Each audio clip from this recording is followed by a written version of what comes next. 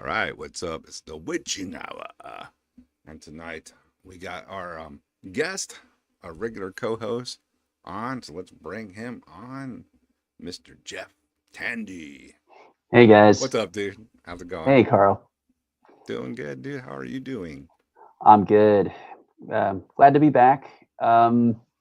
As we were billing this this evening, this is the Ask Me Anything episode, and when it's the collective me, kind of like the royal we, it's me and Carl because Yeah, you can ask us anything. yeah, we have a lot of Within history together. reason. Yeah, within reason. Don't be Yes, ridiculous. some ground rules. If it's something that we can't talk about because it's going to cause other people problems, or there's maybe even like a statute of limitations involved, we're not going to talk about it. Please be Yeah, cool about that. If you insist on things, we might have to kick you out. I don't think anybody in this crowd's going to do that, but it's not nah. impossible. So don't cop Yeah, an you might attitude get a or troll anything. or two. You never know, but Yeah, yeah. the regulars are So know what's up. So, all right, totally. I was talking to you a little earlier, just literally right before. Let's give them all a update on what's going on with you before we hop into all the past. Oh, yeah, I'm just preparing for the shows that are upcoming with Demoncy. As a lot of you already know, it's going to be the entirety of Joined in Darkness front to back. That's going to be the set. Woo! So That's awesome. that's going to be something to see. And if you didn't know already, it's Xithra, VJS, who was kind of the core guitarist of that band, along with Xithra, Paulus on drums from formerly Weapon and Sacramentary Abolishment, and of course me on bass. So we're not doing any shows until March at Hard Days in Mexico City. That's going to be our big debut. So March, I'm wow. just, yep. Oh, it'll be here in no time though. Yeah, I know. You That's know how why I'm that trying goes. to, And they like, oh, I got 2 months, and like 2 months is like feels like 2 weeks. yes, yeah. Yeah. So that's that. So you'll hear all about it. Um, but yeah, this episode, Carl and I have a ton of history. I mean, it goes Yeah. almost Way back. musically, it goes almost all the way back. And we thought it would be cool to do an episode where we talk about our history. You guys can ask questions, anything you want to know. In the meantime, it doesn't have to be exactly what we're talking about in the moment. All in Christ shirt, hell yeah. Um, Yeah. and we'll just sort of tell our story and then like fill in the gaps as you guys ask. I mean, it can be about anything really, like I said. But Yeah. What do you think of this? What do you think of that? Well, yeah, within reason, you folks, you know what to do. absolutely. So, So go go ahead. on. No, Oh I no, was no, just kick it gonna off. say, how do you want to start off like how we met, or do you just want to talk Why about don't anything? you why don't you tell your history first because you got started in this before I did because you're a little bit Yeah. older than me, and then we can talk about how like we overlap. So go ahead and start off with your how did you get into this Well, metal and the underground and you know, and the the fast paced version, fucking hippies. That's Costco. Um, well, we got a question from Comos already. You guys never played an Indignation gig together, did you? no, no, No. we didn't. We I played separately. we'll get into that too. Yes. Why? Because I should have played. The song was I'm um leaving that to you. yeah. If Uh, but well, with Indignation, it boiled down to I was kicked out, and my version is, well, I quit. You can't kick me out if I quit. So mhm. there's two different versions of like what happened there. If you ask certain people, oh, he was kicked out, and my version was like I quit.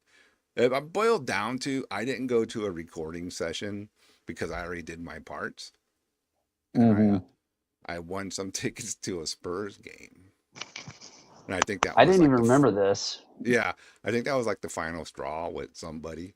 And I went Mhm. to a Spurs game and I didn't go to the session. Like, well, I didn't need to be there. You know what I mean? Because Yeah. I already did all my stuff. And my Yes. girlfriend, who later became my wife, was excited to go. And I was like, okay, I can go. I don't got to go to that. And that set off the whole thing. Dude, young, Yeah. dumb, just Yeah. being, you're not dedicated to the band, bro. And it's just like, Yes.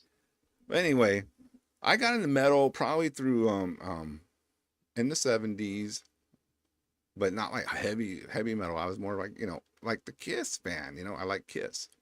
So that was my forte into hard rock metal music.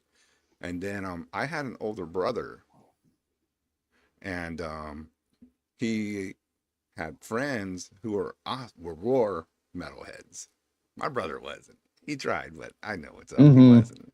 But his friends were, and they started turning me on to like, hey, you need to hear Black Sabbath, you need to hear Saxon, you need to hear Judas Priest. Have you heard Iron Maiden? And I was just like, whoa, hearing all these bands. And then MTV came along and started showing heavy metal bands too, like Iron Maiden, Judas Priest, and all those videos were. And that's how I kind of just got into it. And from there, my brother had one really cool friend, this guy named, ironically, Louis.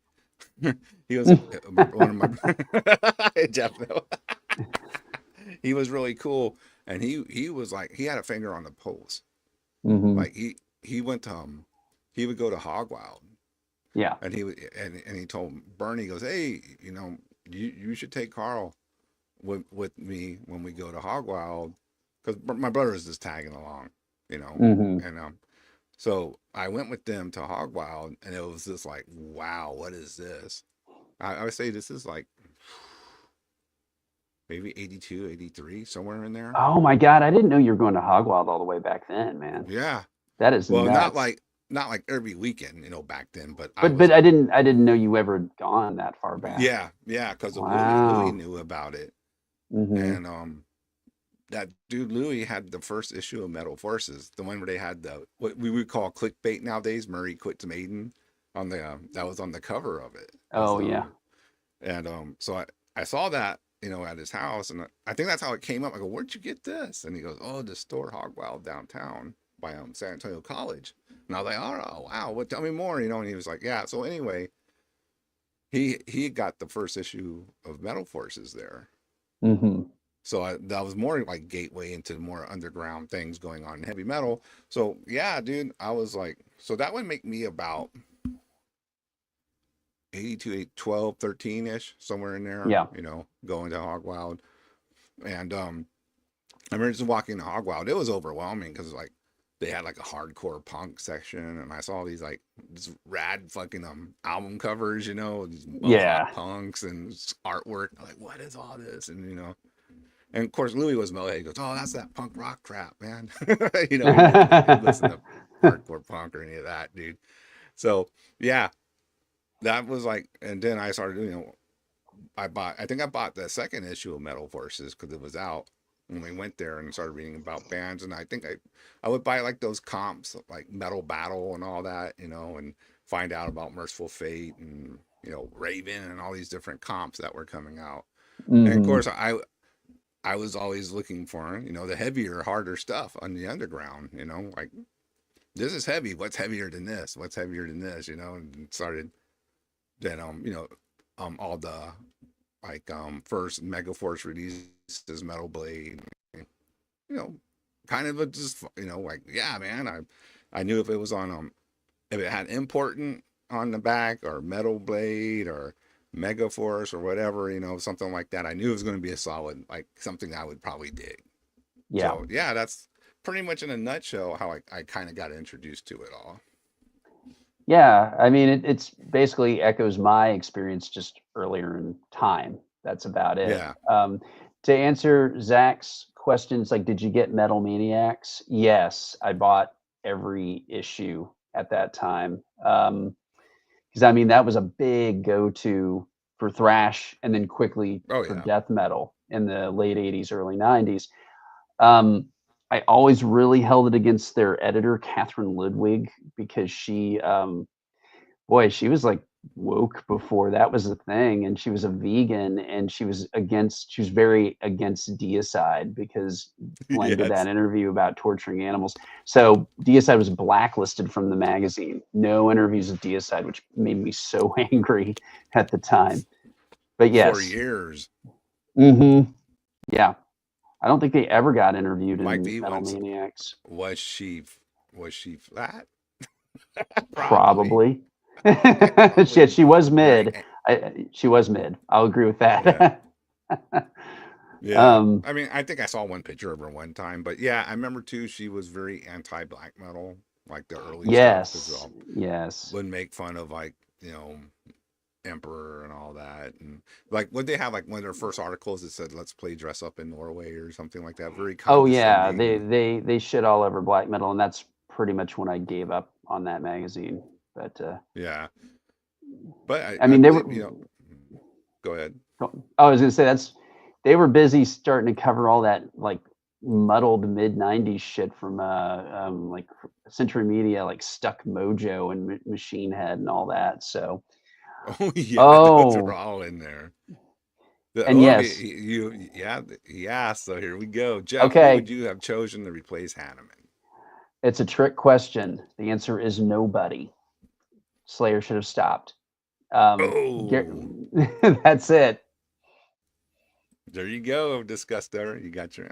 I can go with that, but I'm sure these I guys mean, had bills to pay, so Gary Holt was a perfectly reasonable replacement. I mean, principally, but it principally, was yes, yes. yeah. I mean, Tom wanted to fucking stop after Jeff died. He was so despondent, and he did interviews where he publicly said he wanted to stop. So, oh my gosh, yeah, and we are asking all the questions to open it up. I mean, we'll try to get through this. We want to debut our demo, the demo that Carl and I did together back in 91, 92. Um, favorite Yeah. So Trenchant. Go ahead. no, go ahead. Go ahead and answer the question. Then we'll Oh, jump ahead fa- to the whole well, Diabolus it's thing. so self-serving. I would say it's my favorite Trenchant song is "Dark Water Graves" because that It's song a went good through one. 4 versions before we actually got. Nick and I almost abandoned the song, and then Jeez. Wow. yeah, managed to pull it together. And now it's the song that I think we're best known for. So that was a real turnabout. But what were you going to say? Go ahead. No, I was gonna say. So I'm gonna jump ahead here in the timeline from the past. So I was in Indignation of San Antonio, like death thrash band. Mm-hmm. Um, we had gone through multiple members. Original lineup was me, Matt Hernandez, Mike Hernandez. No So relation. no, yeah, no relations. A lot of Hernandezes. There's also Fruit Hernandez, no Yeah. relation. But anyway, and ironically, well, not ironically, but it's funny. Our first drummer was John Daniel, the bass player from Cerebral Distortion. Right. Which, Played if drums. you're keeping score, Cerebral Distortion was Carl's original band before Yeah, that Indignation. that was my kind of like crossover. Cryptic Slaughter, Warmock wannabe, not as good, but wannabe band. That kind of in that style. But yeah, I wanted to play, heavier stuff than what we were doing. So we started. Actually, I think we started Indignation on the side before even Cerebral broke up, or I just didn't kind know of, that. yeah, kind of just that wasn't doing anything. Well, anyway, with John took off, we needed a drummer. So heard Javier from formerly of Hell Preacher, and that's a good one, Donnie. Carl Hernandez. That's funny. Um, so we approached Javier and said, "Hey, you want to play in this band?" He checked it out. He said, "Yeah, I can do it." Even though that dude was always busy, he ran. Mm, He was a kitchen manager. He was working all the time. Had a young family. So, but he did it. Played a couple of shows with him. Recorded some rehearsals, and then he was like, "Hey man, I just don't have time. I can't do this anymore." yeah. And Yeah. he joined the army not too long after that. Anyway, Right. yeah. What So wasn't he a Necrovore for a minute? yeah, he was in the second demo, Yeah. the demo that they don't like, but I think they're kind of not really like that anymore. I think it was more they just wanted their original drummer back, and Yeah. that's when you saw the interview, that's the impression I got. They just And I get that. Yeah. Sometimes, you Yeah. just want your original thing that you had and then you can't. So you take it out on the person who's the replacement, whatever. Yeah. Yeah. But, Javier, I thought he did a great job, Yeah. He's in River awesome. War. And of course, and Hell Preacher too. He's a good drummer, really good Yeah. drummer. Flying double bass, one of the first thrash guys in town. So anyway, he had the bell. So then we didn't have a drummer for a while, so we were just writing songs, and then out of nowhere, Louis Carsales, who was in Devastation for Signs of Life album, Hmm. becomes available, and he, I think Matt hits him up, and he's like, "Yeah, dude," and so Louis started drumming with us, and I think too the trajectory of the band started going a little faster too when Louis joined too, because he had a lot of good connections. He'd been out with Hmm. all the stuff touring and all that with Devastation and his Rhodian days where you heard the story on Joe Abba, him singing for Deaf in Europe and all that, which is like Yep. he was he was just kind of thrown into that, getting to do the break. He didn't like Right. say, "Hey, I want to be the singer of Deaf." It was either the tour got canceled or they found somebody to sing. It was a clusterfuck from what I understand. Right. Right. So anyway, I was in Indignation. We recorded a demo, Word to Deceit, and then as you know, happens in bands, tensions aroused. Nothing crazy, but next thing you know, I was like, no, I'm not dealing with that. And I guess the other guy was like, well, I'm not dealing with that, and I wasn't in the band anymore. Hmm. So Jeff literally, I think, joined to play bass, or not joined, but filled in. Wait, though. Wait. This is Okay, I how might be. there's a piece. No, yeah, there's a piece missing. All right, I explain. had I had met Louis and Link. He was, Taurus and the drummer, respectively, of Indignation. I had not met you. I don't even remember. That's the crazy part. I guess I made contact with Link first, but I don't You remember did. how I met. I don't remember Link how I met them. probably had a show. It I had to think be at a at a show. show. Yeah, yeah, Yeah. yeah. And because I remember the first time I saw him and I was scared of him because he was huge and he had the huge black hair. He still does to this day, but I was just like, holy Yeah. shit, that guy's freaky. Um, Um, Link had like hair down past his ass back in the day. yeah, Yeah, and just he's a tall guy, and 6'4" or so, 6'3", yeah, 6'4". Yeah, yeah. And big guy. so I went over to, I guess it was Louis's place, but that's where they jammed and everything, Yeah, and hung out with them. And I'm barely, I just turned 16. I was barely like able to drive on my own. you were a Um, kid. Yeah. yeah, and Louis didn't live that far away from me, really. It was only about 6, 7, 8 miles, actually. He was living Yeah, kind of you in like, didn't have to get on a freeway if you didn't want to. right, right. Yeah, I Yeah, just took back side roads. But so I knew them for a little bit, and then when you left the band, I had never met you, and yeah. then Link called me up. He goes, "Hey, listen, because okay, so here's the story. I was Now here's your I side. Yeah. Me and my friends in high school, we formed a band called Afterbirth, which was thrash. And by the Yes. way, the ashes of that became Birth A.D. I took everything that I could remember that I wrote from that, retooled it, and turned it into Birth A.D., which is why it's called Birth A.D. Afterbirth, Birth A.D. There you go. And we then, of course, like everybody at that time, we quickly evolved out of thrash and into death metal because we were on the tail end of thrash, and death metal was the new thing, and it was driving all of us insane. It was so good. Um, I got into metal when I was 13, and by the time I was 16, I was in a death metal band. We called it Diabolus. We Yep. were completely self-taught. We put out one demo as a three-piece. I was on bass, Chris Hill on guitar and vocals, and Afshin Sarabi on drums. And we were very green and very young. We were all just 16. And everybody in Indignation was like 20, 21, I think. Yeah, we were about Yeah, 5 you were years older than you. 20. Yeah. And so, yeah, I was already in contact with those guys. And then one day, Link calls me up and goes, "Hey, would you guys be interested in having a second guitarist? I got a buddy who needs it." And I'm like, "Well, who's that?" And he goes, "It's Carl from our band. He's out." And I'm like, "Oh, well, okay. Yeah, give me his number. Let's Yeah. talk." And I remember the first time we talked, I do remember this. I remember the first time we talked on the phone, Uh-huh. and it was really cool because we were talking about bands and talking about what we were listening to, and we were listening to all the same kind of stuff. Um, and then we like started talking about movies that we liked, and we just realized in comic books, and we realized we liked all the same stuff. We were kind of on the same brave what brain links there, Yeah, wavelengths. You were yes, like, oh yeah, you like that? Yeah, man, that's rules. And yeah, yeah, it was Mike Link who put it all together. yeah, and That said, because yeah, I didn't even know Jeff. Now I do remember Link telling me, oh, hey, I know these guys are young, but they're pretty good. I heard their band. If you want to check them out. And I remember me and Link both went to watch you guys practice the first time. yes, yes. And I was like, You you guys were at my house, yeah, and I remember that. Like, remember going like, yeah, man, these kids are good. They there's a funny what? story.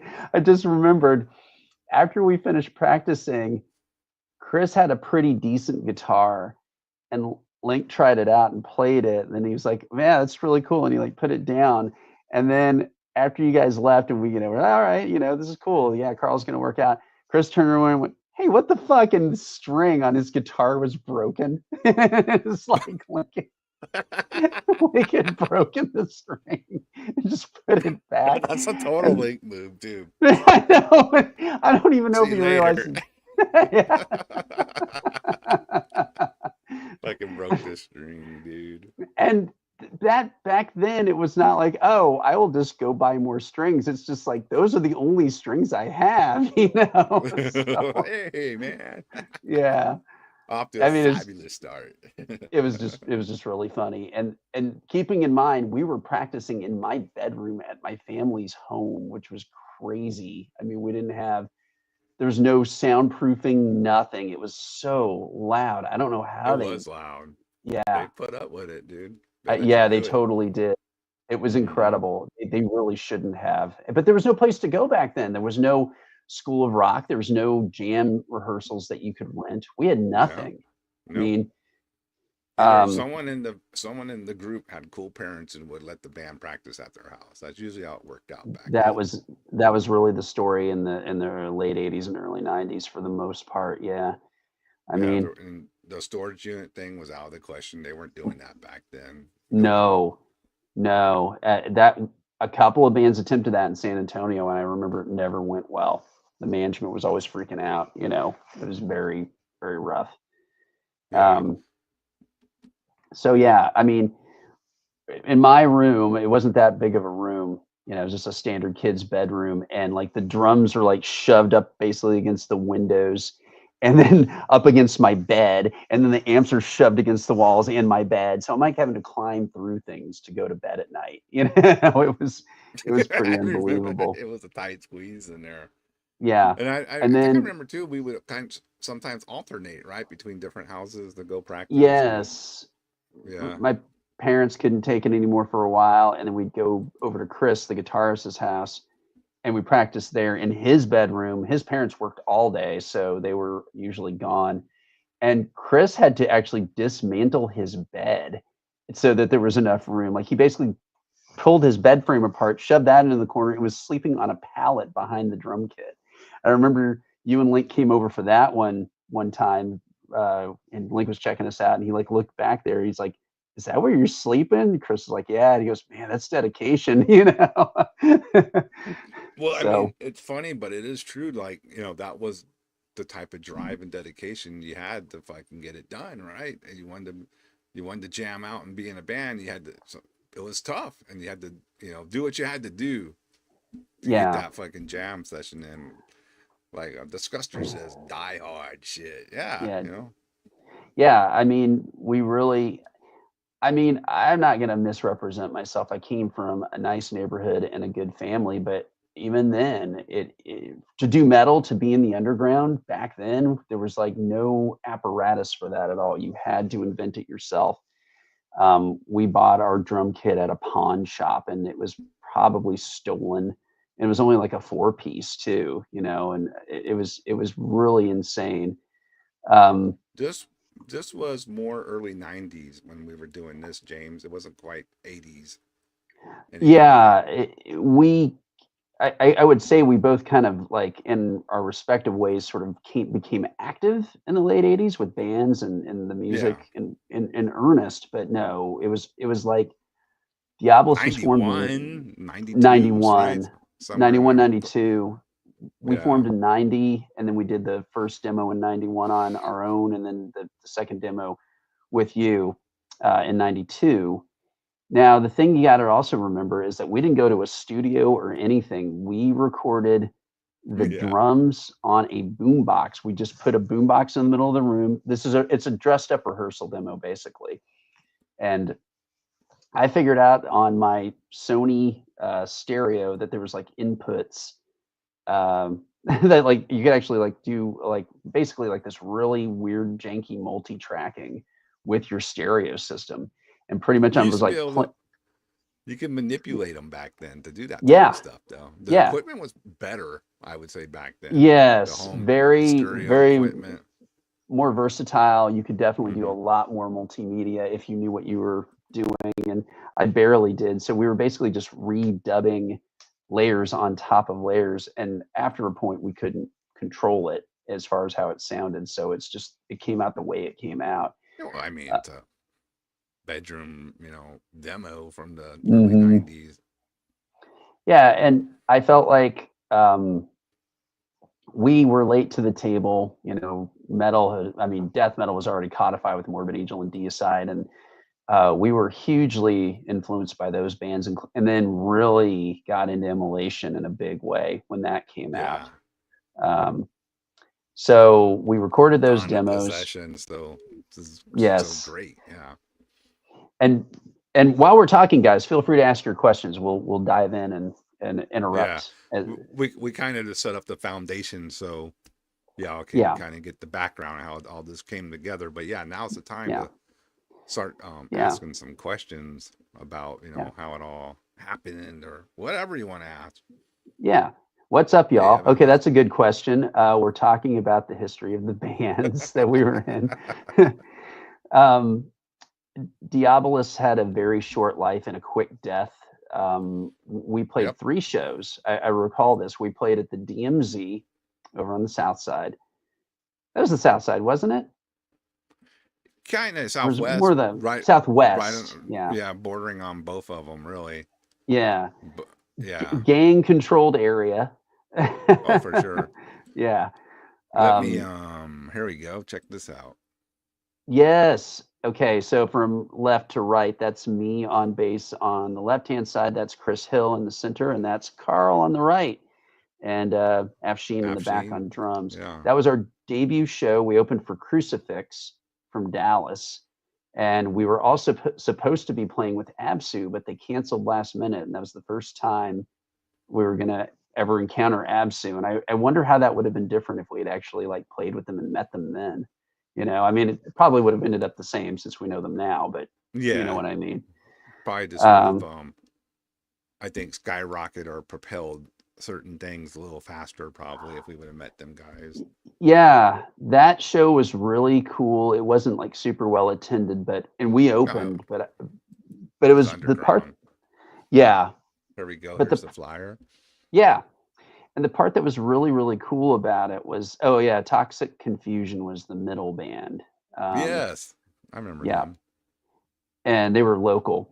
But the thing that was exciting about it is it was a cross section of dudes from the Dallas scene that all came down together with Crucifix. There was guys from a band called Magatry. There was guys from the band called Azazoth, or That Azazoth, band which was rolls too, they man. were great. They were Yep. really cool, and they were all a little bit older than I think you were, even. Yeah, they Just are. by Yeah. when you're that young, even a year or two difference can be huge. So, like, is DMZ still around? I no, No, no, it's not the no, DMZ. Yeah. no. Prescriptor was an Absu at that point, Jake. Yes. Oh, That those shorts. Hey, was man. Sometimes I wish what? I could wear shorts on stage because it's hot. But I Yeah, get it. Yeah. But I mean, that was everybody wore shorts back Yeah, that then. was Yeah. yeah, it was hot as fuck. And also we were DMZ was a all hot motherfucker too. it was terribly hot. That's part of why we did that. But yeah, so there was all these guys from the Dallas scene who were plugged into all these bands, again, like members of all the demo bands from Dallas. And I remember being really excited because we played our set and we got off, and all the guys in the other bands were, "Hey, that was really good." I mean, they knew we were really young, and they were really encouraging about it. And I felt like we played really good, for a first time out. Yeah, I don't remember So having like a bad memory of the show or anything. I no, remember, it yeah, and you'd only been in the band for like 2 months at that point. yeah. Now and I always go joining bands with a completely different style than when I play. So Yeah. I kind of had to learn, the ropes of playing because I was playing like, death thrash, and these Hmm. guys are playing straight up death metal. Yeah. So Yeah. I had to learn a And different style of playing too, kind of. and Chris, the guitarist, the main guitarist, he was super smart, and he taught himself guitar like overnight. And he's doing like Bob Vinya pinch harmonics and stuff. Taught himself how to do that, and I was barely.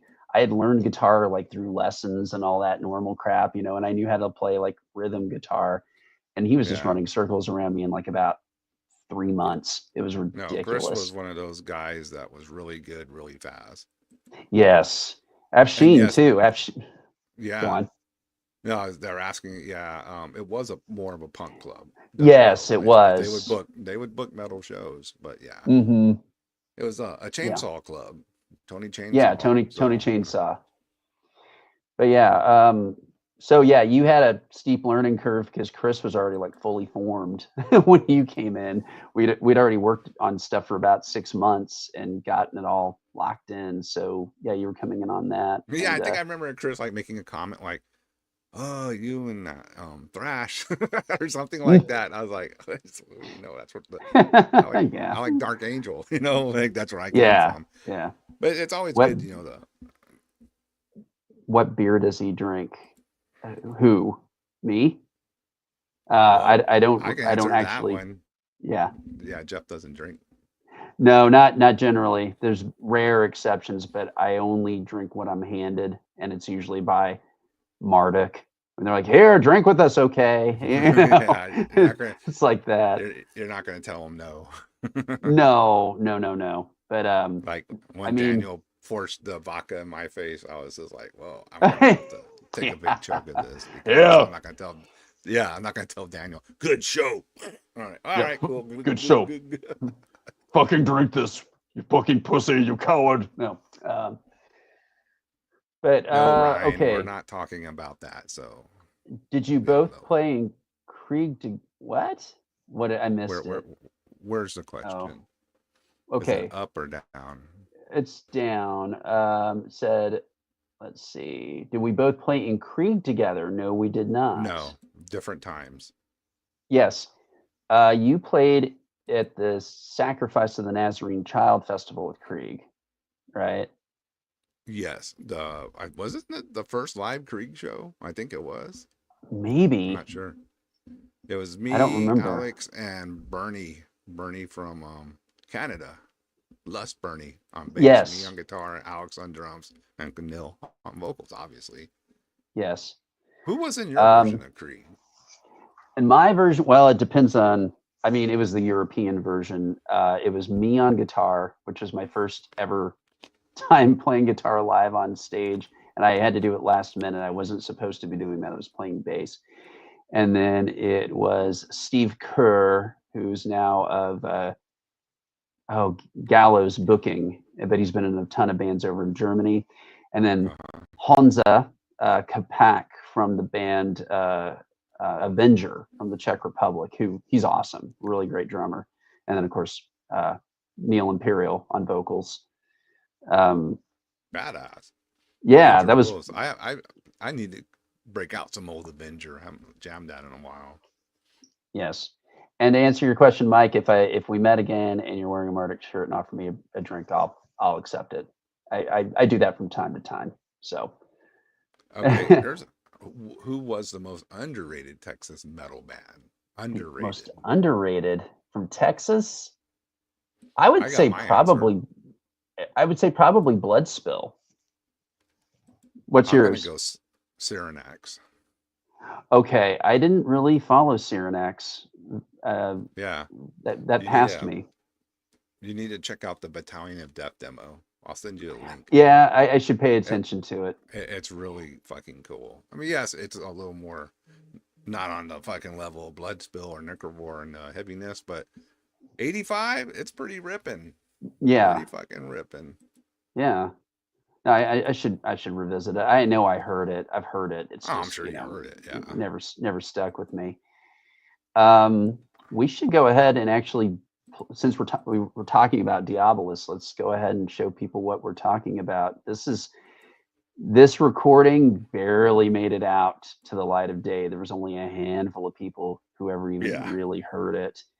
And, you know, Carl and I moved on to other things. We had both, I think we both had band hiatuses, and then we kind of jumped back in together in two, we'll talk about that in a bit. But this was kind of where we were right at the end of, yeah, right in the middle of 92 when the band broke up, and then I finished mixing the demo. So that's kind of why it didn't do anything. But Yeah, like kind of like there's no band anymore. So yeah, yeah, for yeah, for very young kids, though, relatively speaking, like a lot of things of that era, I'm proud of it. I wish we could have gone to a studio, but for an overdubbed rehearsal demo, I mean, I think the strength is in a lot of Chris's riffs. Some of the riffs are yeah. pretty memorable. The So music let's, stands up. yeah, let's just play a track of it and let you guys hear what we're talking about. Yeah. What year was this one, Jeff? Was it 93? No, 92. 92? Okay. Yeah, yeah. All right. Here we go. Let's listen.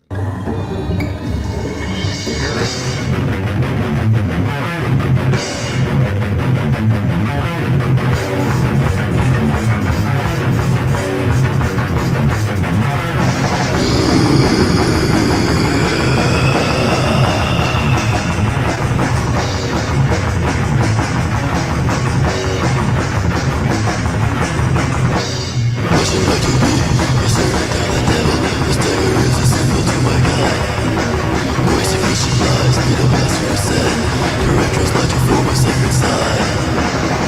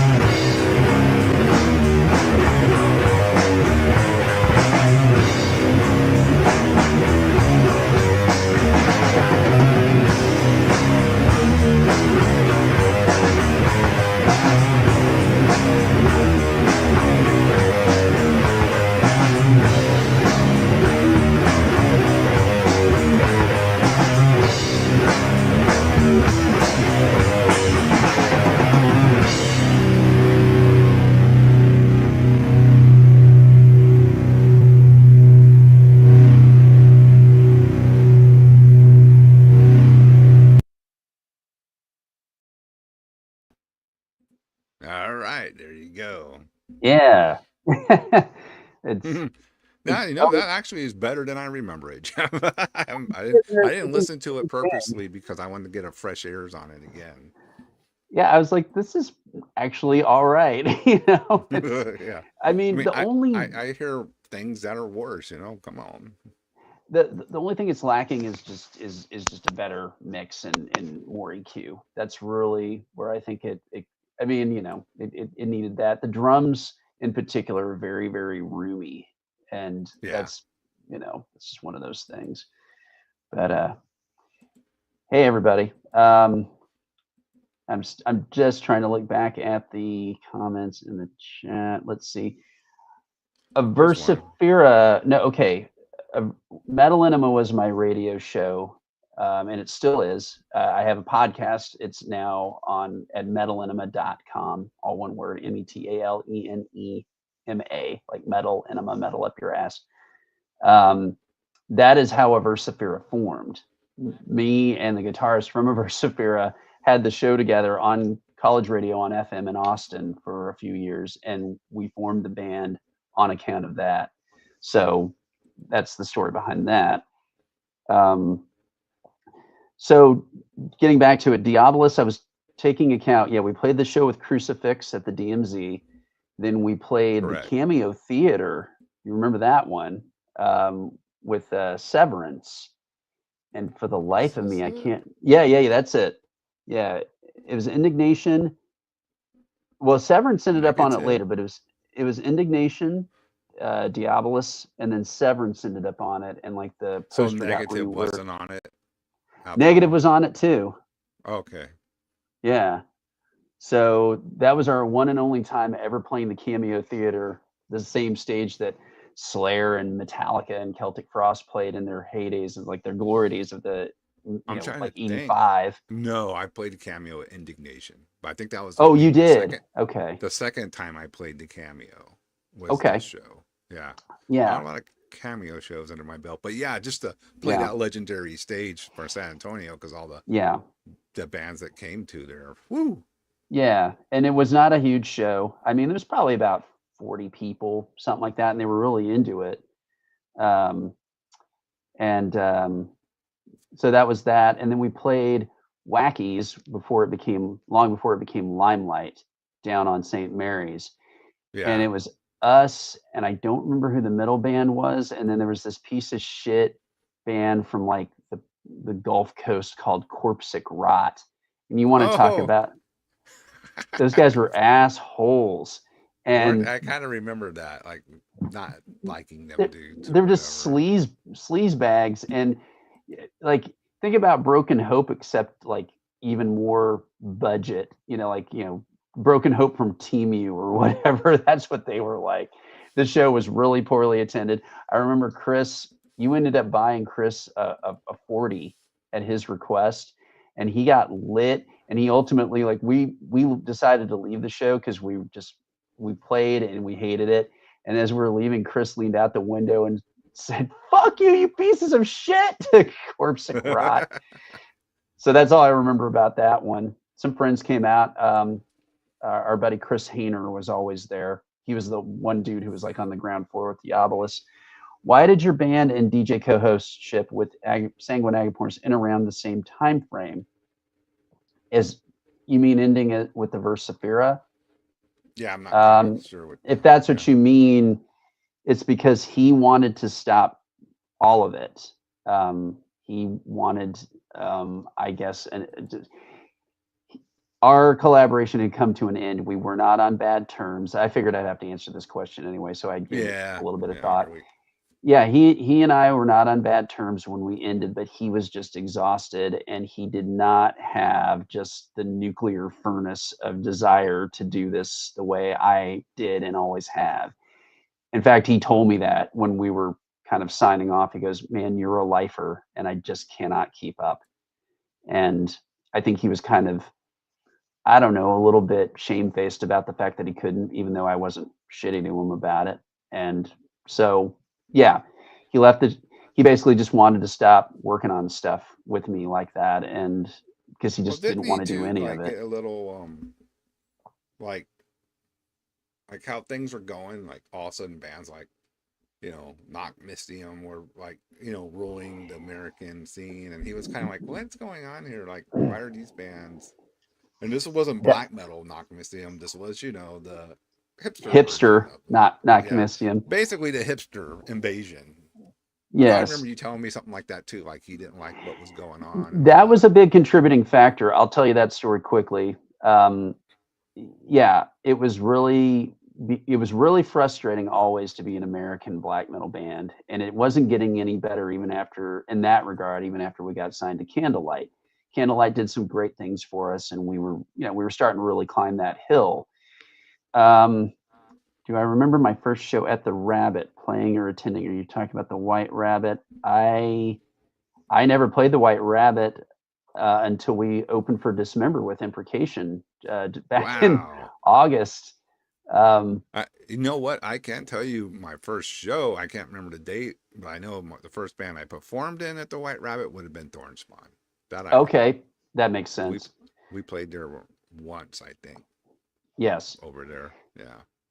So then, anyway, getting back to that, Sanguine was really getting frustrated because we went out on tour with 1349 and Goat Horror and Nocnistium, and we were like we and 1349 were the two like dedicated black metal bands with paint and spikes and the whole thing, and the Nocnistium were very much kind of jeans and wallet chains mode, and Yeah.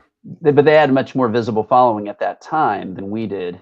And I'm not going to be revisionist about it. It took Averse Sefira is definitely more popular dead than alive, and that's just the truth of it. But um, How anyway, it goes.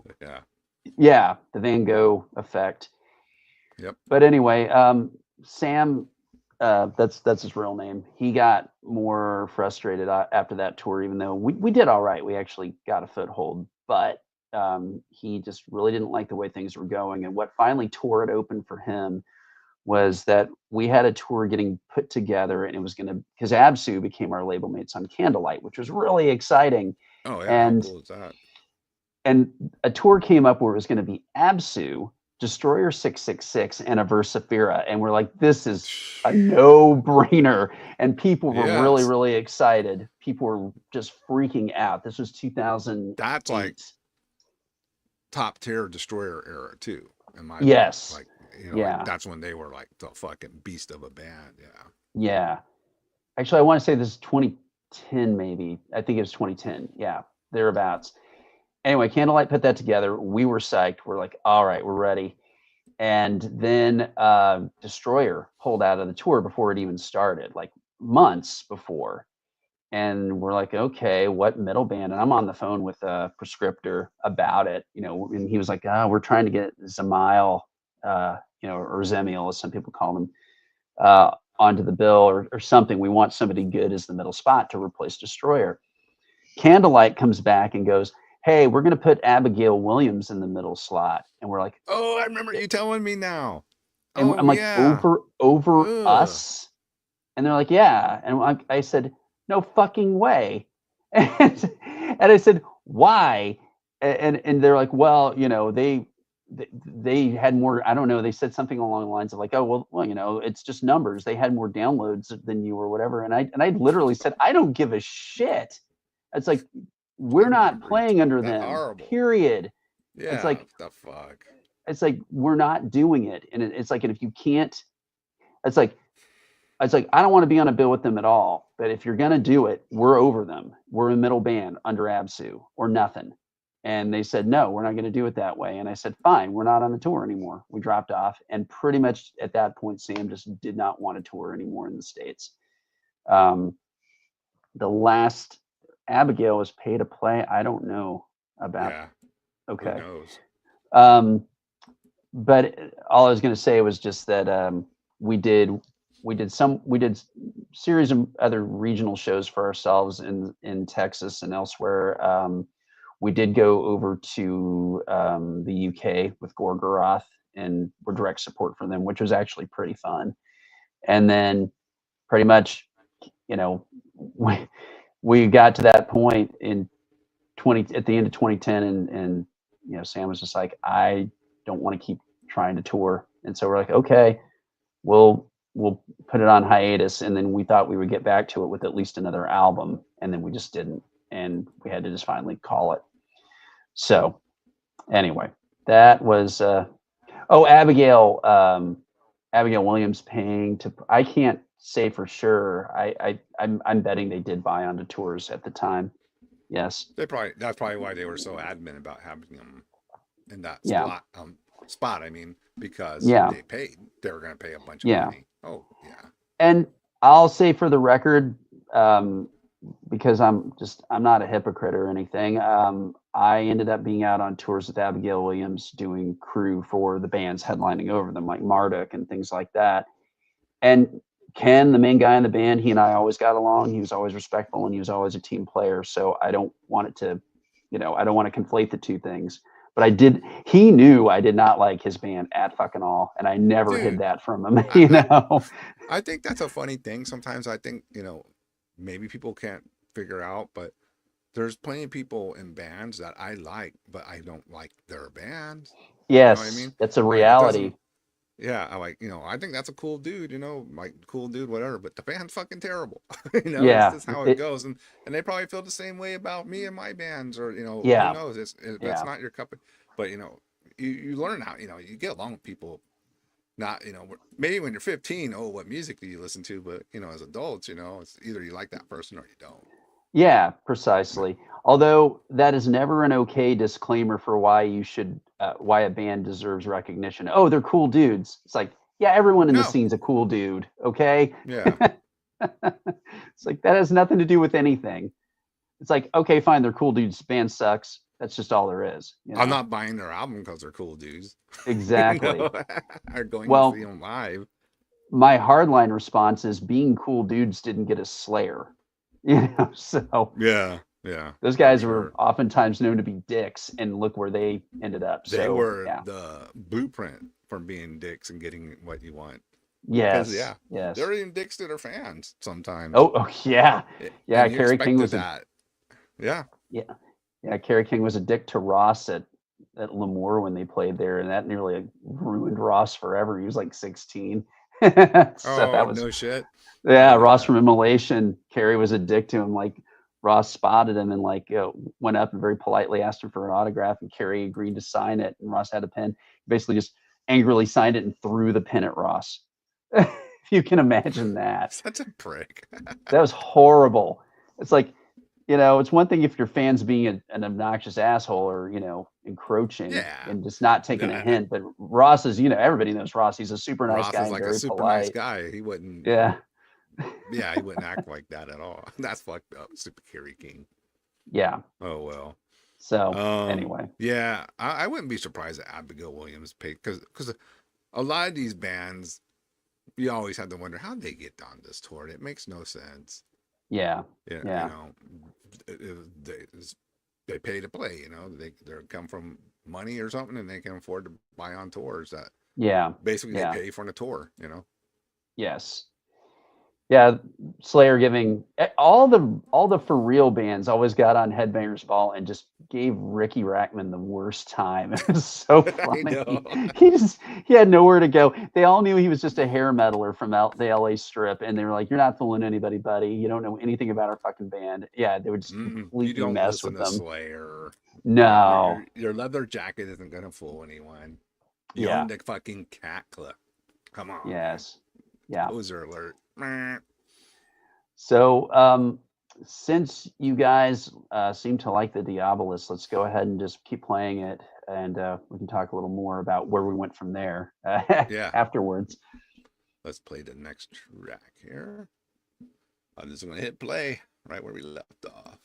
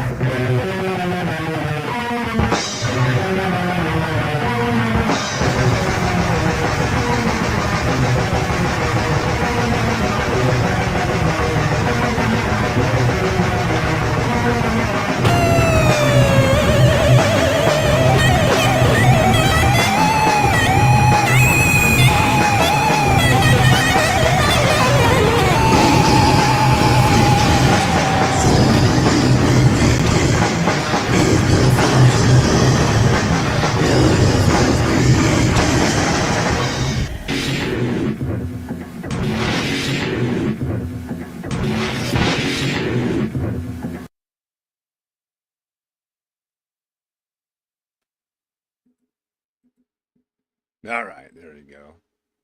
Damn, that was a good one too, dude. Mike, Mike, we can't hear you, Jeff. You're muted. There you Sorry. are. Yeah. No worries.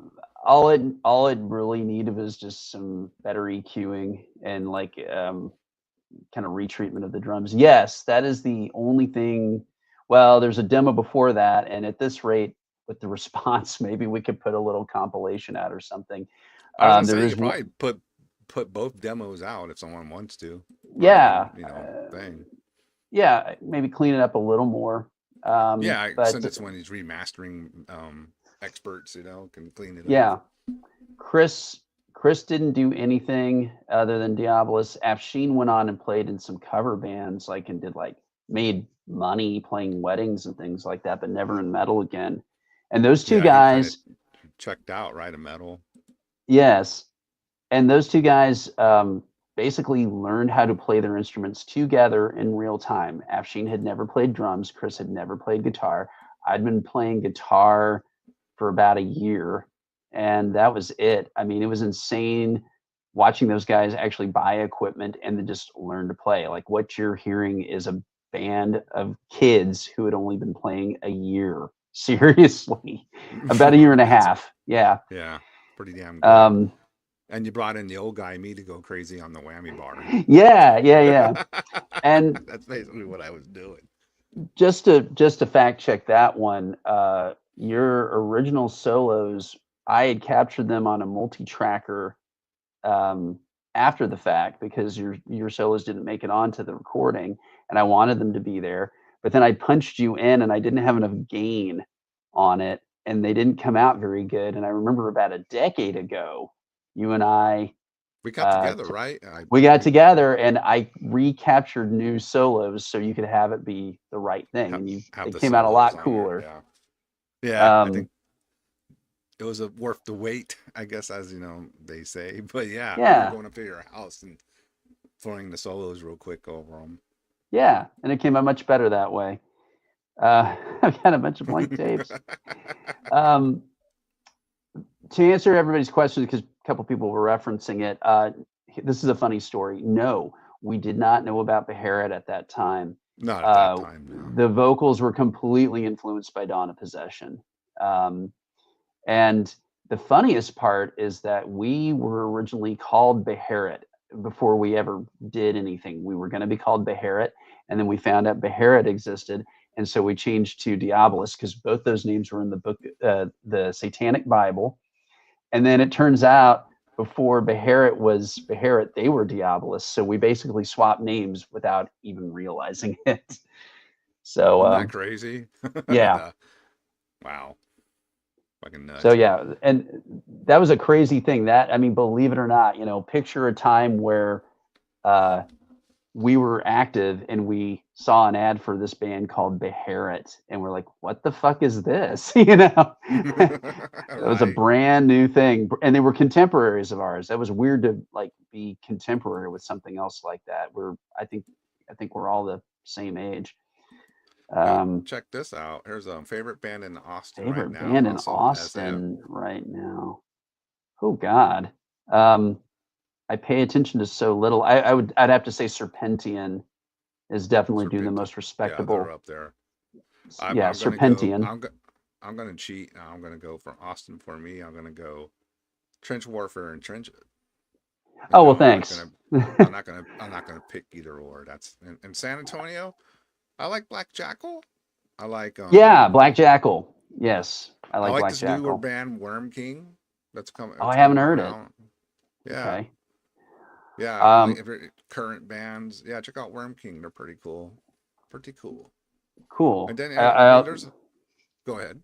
I was just Church saying I want to Aside. throw Church Aside. I was just going to say you beat me to it. Church Aside, Oh, okay. Wormbold, anything that Jake and Wormhole. Zeke Yep. are involved in.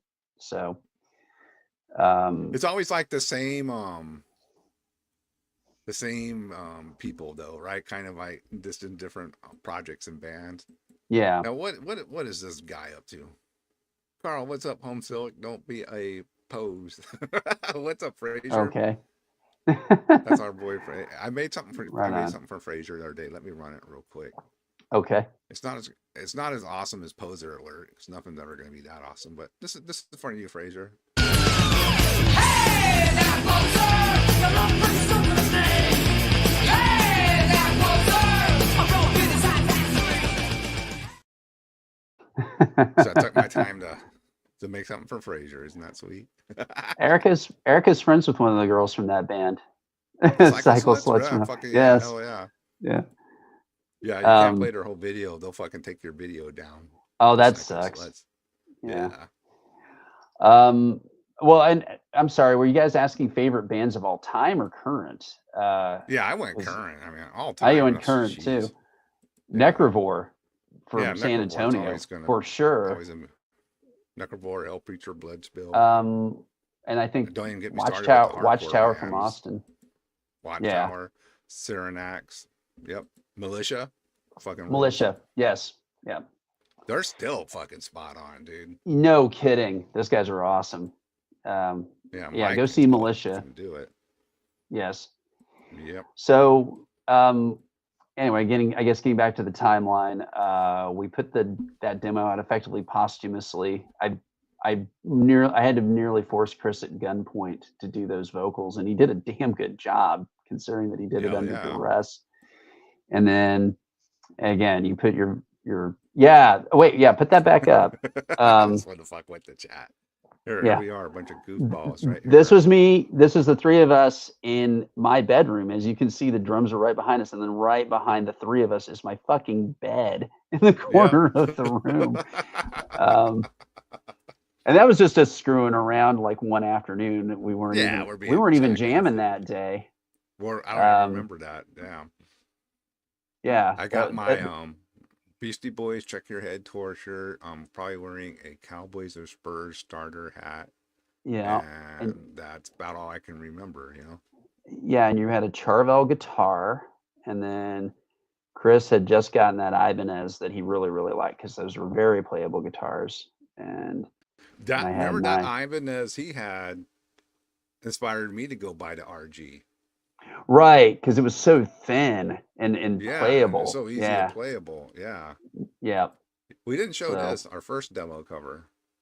yeah, and Chris drew the logo and did the artwork because again, even when he was like 15 and 16, he was very very talented. Yeah, that's the cover. There's me. That Dude, that's I'm like you. What? How old are you there? Because you still look like 19. almost the goddamn same. Yeah, 19? thanks. Yeah, I was 19 in that picture. So and there's you. And yeah, you got Uh, a fuller set of hair, I can tell you that. And a little thinner. Not to me. Yeah. I want like 22 then, maybe 21, 22. yeah. Do you have any more pictures from that session? I can't remember what I sent you. I think just the Yeah. group shot. Yeah. Yeah, Or us we three. actually Yeah. the us three, Afshin's not in that picture because Afshin actually wasn't in the band for a few months, and we actually had a different drummer who didn't What end was up that dude's recording name? anything. That was Paul. Paul. It's Paul He tried, Sanchez. man. Yeah, he He filled in admirably. Yep. he did, but it was a typical thing where we needed the guy who put it together with us, and Afshin Yeah. did come back, and we Yeah. recorded that demo. So So that worked out. yeah, it was one of those things too where Chris and I were getting ready to go to college. We ended up going up to UT together and were roommates, and then we like very quickly stopped liking each other at all. So that was Kind of started going different ways. what at what point should a band change their name? I think when when a key member leaves, and then B, when they make a style change on account of that key member leaving. Yeah. That's when they should change the name. Like Cannibal Corpse, they got Corpse Grinder in and kept on going with their sound. They had no reason to change their name. You know, it has to be a key member changing and a style change. A style Let's change. Yeah. favorite rigor That's mortis song. Well, God, I like that the first rigor mortis album so much. A song that I've always thought was really really cool from rigor mortis was Vampire. You know, the way Bruce sings it. I mean, he actually sings on the note in a lot of places, and you can tell he's just really feeling that. Um, God, if you haven't listened to the rigor mortis self-titled, holy fucking shit, you've got to listen to it. It is the perfect I'm intersection going of death thrash. Yeah, I'm going Reanimator. with I'm going with Jake Reanimator. That's Yeah, fucking killer. I think if I had to like say what is the single best song, it's Reanimator. But I've got to man, we're talking matters of degrees. That whole album is amazing. No Foaming at the shit. Yeah. mouth, you know, um, all of that. Just So it's one of those ones, like all killer, no filler, start to finish. Every song's good. You can just put the whole thing on and, do what you got to do. yes, Jake, do you remember Jake Holmes is mentioning when we play Birth A.D. and Rigor Mortis? That was a big honor. Birth A.D. and Rigor Mortis played Headhunters down on Red River together. Jake, do you remember when we were singing along with Reanimator and just some random drunk girl blindsided both of us and knocked us into the stage, and I knocked her out? Sounds about right. Headhunters. Yeah. And I didn't even punch her. She was just drunk. I turned around and she was just looking really proud of herself. And I just kind of just went shove and just pushed her shoulder, and she went tumbling backwards and just like slammed her head right into the back door, the utility door of the club, and knocked herself out. That was really, really funny. Hey, I'm not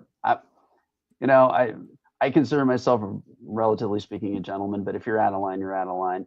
And I don't feel bad about that at all. So, Especially if you bring it on yourself. Like, oh, well, that's what I'm saying. Only yeah. then, Yeah. You brought it on yourself, whatever. It's not like I punched you or something. No. So Headhunters was also a nuts place. That was a great little gym for Birth A.D. because we'd just get up there and like knock the hell out of it. And I just, in between every song, I I'd make like fun of the audience. the little Headhunters. Was it Room 710? Yeah. I like that little, how they were right next to each other. And, yeah. You could just go back and forth because Hod had some great shows at 710 and at Headhunters too. We had some. I got to say, man, Austin was pretty strong for us at one point. We would go up there and have fucking killer shows, dude. Right in the early 10s, Austin was actually a lot of fun for metal bands.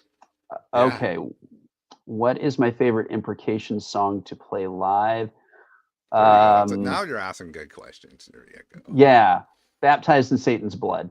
I like most of them, but Baptized in Satan's Blood has everything in it, and it's very, very deicide-y. So that's my favorite one. I like all the material. Actually, the one I've never gotten along with, and I finally made peace with, is the one of the classic tracks, "Emperor of the Infernal Spirits." That song is a real rule breaker because it's a cool song, but it goes sharp and then flat on the riffs. Like each riff, like it changes like sort of the neighborhood that it's in. So every time you're coming back to it, it's like a little bit moved down the neck, and it's like, God damn it! It's like I always feel like I'm on the wrong note. So that one bothers me because it's written very unconventionally. Apparently, Ruben was on acid when he wrote it, and you can feel it when you try to play it. I have problems too still, even like playing some of the time signatures of Link, Yeah. come up some off kilter stuff, but I mean it's in time is just a bizarre time signature in my mind, because I Yeah. don't know, 1 2 3 4, do 1 2 3 4 Yeah. 1 2 3 4, yeah. Yeah. So where were we? Oh yeah. Okay, so Chris and I went to college, and then Diabolus broke up, and never to rejoin, reform, anything like that. But then Carl How's and I, that? of course, yeah, you and I stayed friends. It didn't change anything Yeah. between us. And then, I would say, sorry, the capper of this was that it was a full circle. Carl joined Diabolus, and in the course of that, Imprecation was going to open for Immolation in Houston at the Axiom in 1992, the summer of 1992, when I was basically the day before I turned 18. And they asked me if I would play bass, because I don't know, there was always someone else playing bass in Indignation. You guys had so many fucking bass players. And they just asked me if I would do it for that show. So I rehearsed with Link. He showed me the riffs. I sweated it because I was really terrified of opening for Immolation. It was Immolation, Indignation, Imprecation, only the second show they'd ever played, Goraphobia, and then Hex, that band HEXX, that were kind of like death thrash. That was a humongous moment for me. That was the biggest show I'd ever played at the time. There's probably about 250 people, maybe 300. It was crazy, and the crowd was psychotic. It was Houston at the height of death metal fervor there, and Immolation had never come I'm to still Texas. a little sore. I didn't get to play that one, because that's one of the ones I feel like I should have been. Yeah, at least and the show, because with all I remember involved, I was like, yeah, I remember talking about it with you at the time, and yeah. Anyway, it really set me on fire because I got to open for one of my favorite bands. That's still one of my favorite bands, and got to meet Ross and Bob. I've told this story before, but we've been friends ever since. That's chronicled in the Immolation book, by the way, which is really, really cool. They actually tell that whole story in the book. So No shit. I still need to buy that. I should have some money to get it next paycheck. Here, Should be okay. I'll hold it up one more time just in case you guys missed it. Why not? Into Everlasting Fire, the biography of Immolation, the whole story.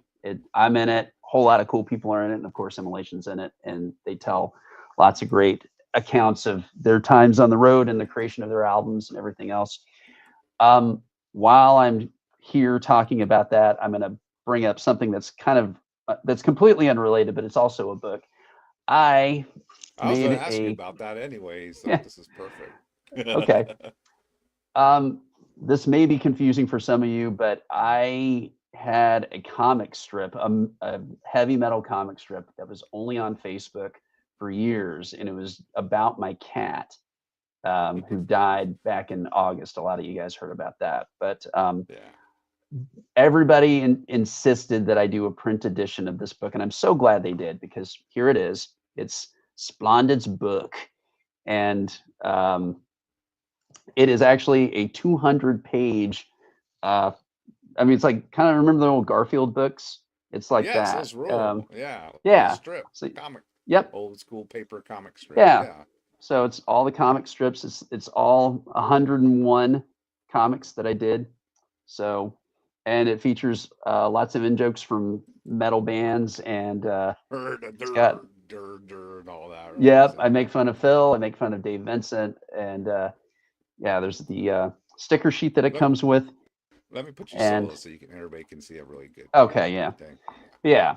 So this is the book. I'm selling it kind of in the loosest sense because I wasn't doing this to make money. I wanted to commemorate my cat and commemorate these strips because a lot of people really like them.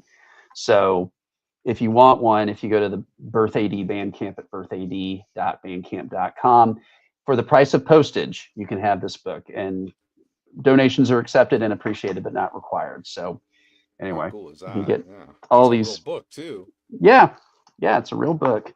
So if you're interested, I bring it up because they are about gone. There's only 50 made. So Shit, I better get my fucking copy. Mark me down. So yeah. Mark Okay. me down. But yeah, everybody's doing that. Hold me one, Jeff. Yeah, okay, I will. A few like Richard Donahue. Thank you for grabbing one. I appreciate that. But yeah, there's a handful left. So if you want one, just reach out. Just go ahead and order it because my memory sucks. Aaron, I'll hold one for you. Carl, I'll hold one for you. But anybody else, you gotta just actually. That's the reason I put the order form up there because I was like, there's no fucking way I'm gonna remember. So anyway, that's out there too. All right, so then I went to school, and then I was up there for about the better part of a year, and then one day Carl tells me that he's got a new. Wait, I'm skipping a step. Yeah. Death metal had basically fizzled by about 1993. There was still some good stuff out there, but it was getting really spare, and the releases were getting worse and worse. And we didn't have just money to spend on shitty third albums from all the bands on Century Media. No. You know, like Nope. Unleashed and all the follow-up albums fucking sucked. You had 2 good albums from every band, basically, and then the third one, like the budgets dropped out. Suddenly there was no production. Scott Burns was gone. All that. It was just really, really bad. Oh, the question about how did I get it published in book form?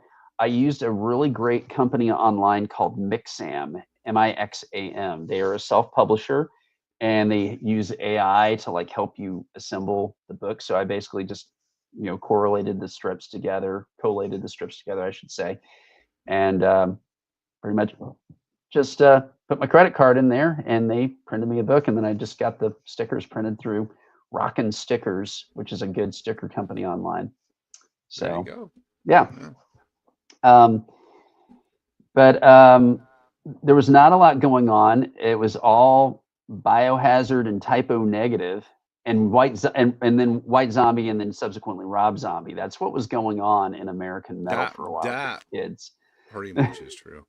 And Fear Factory, they were part of that. Yeah, Fear Factory, all that stuff, all that latter day Roadrunner stuff. And all the death metal bands were losing ground. Immolation was gone for 5 years from the scene. I mean, they didn't broken up, but they were basically hiding in the shadows.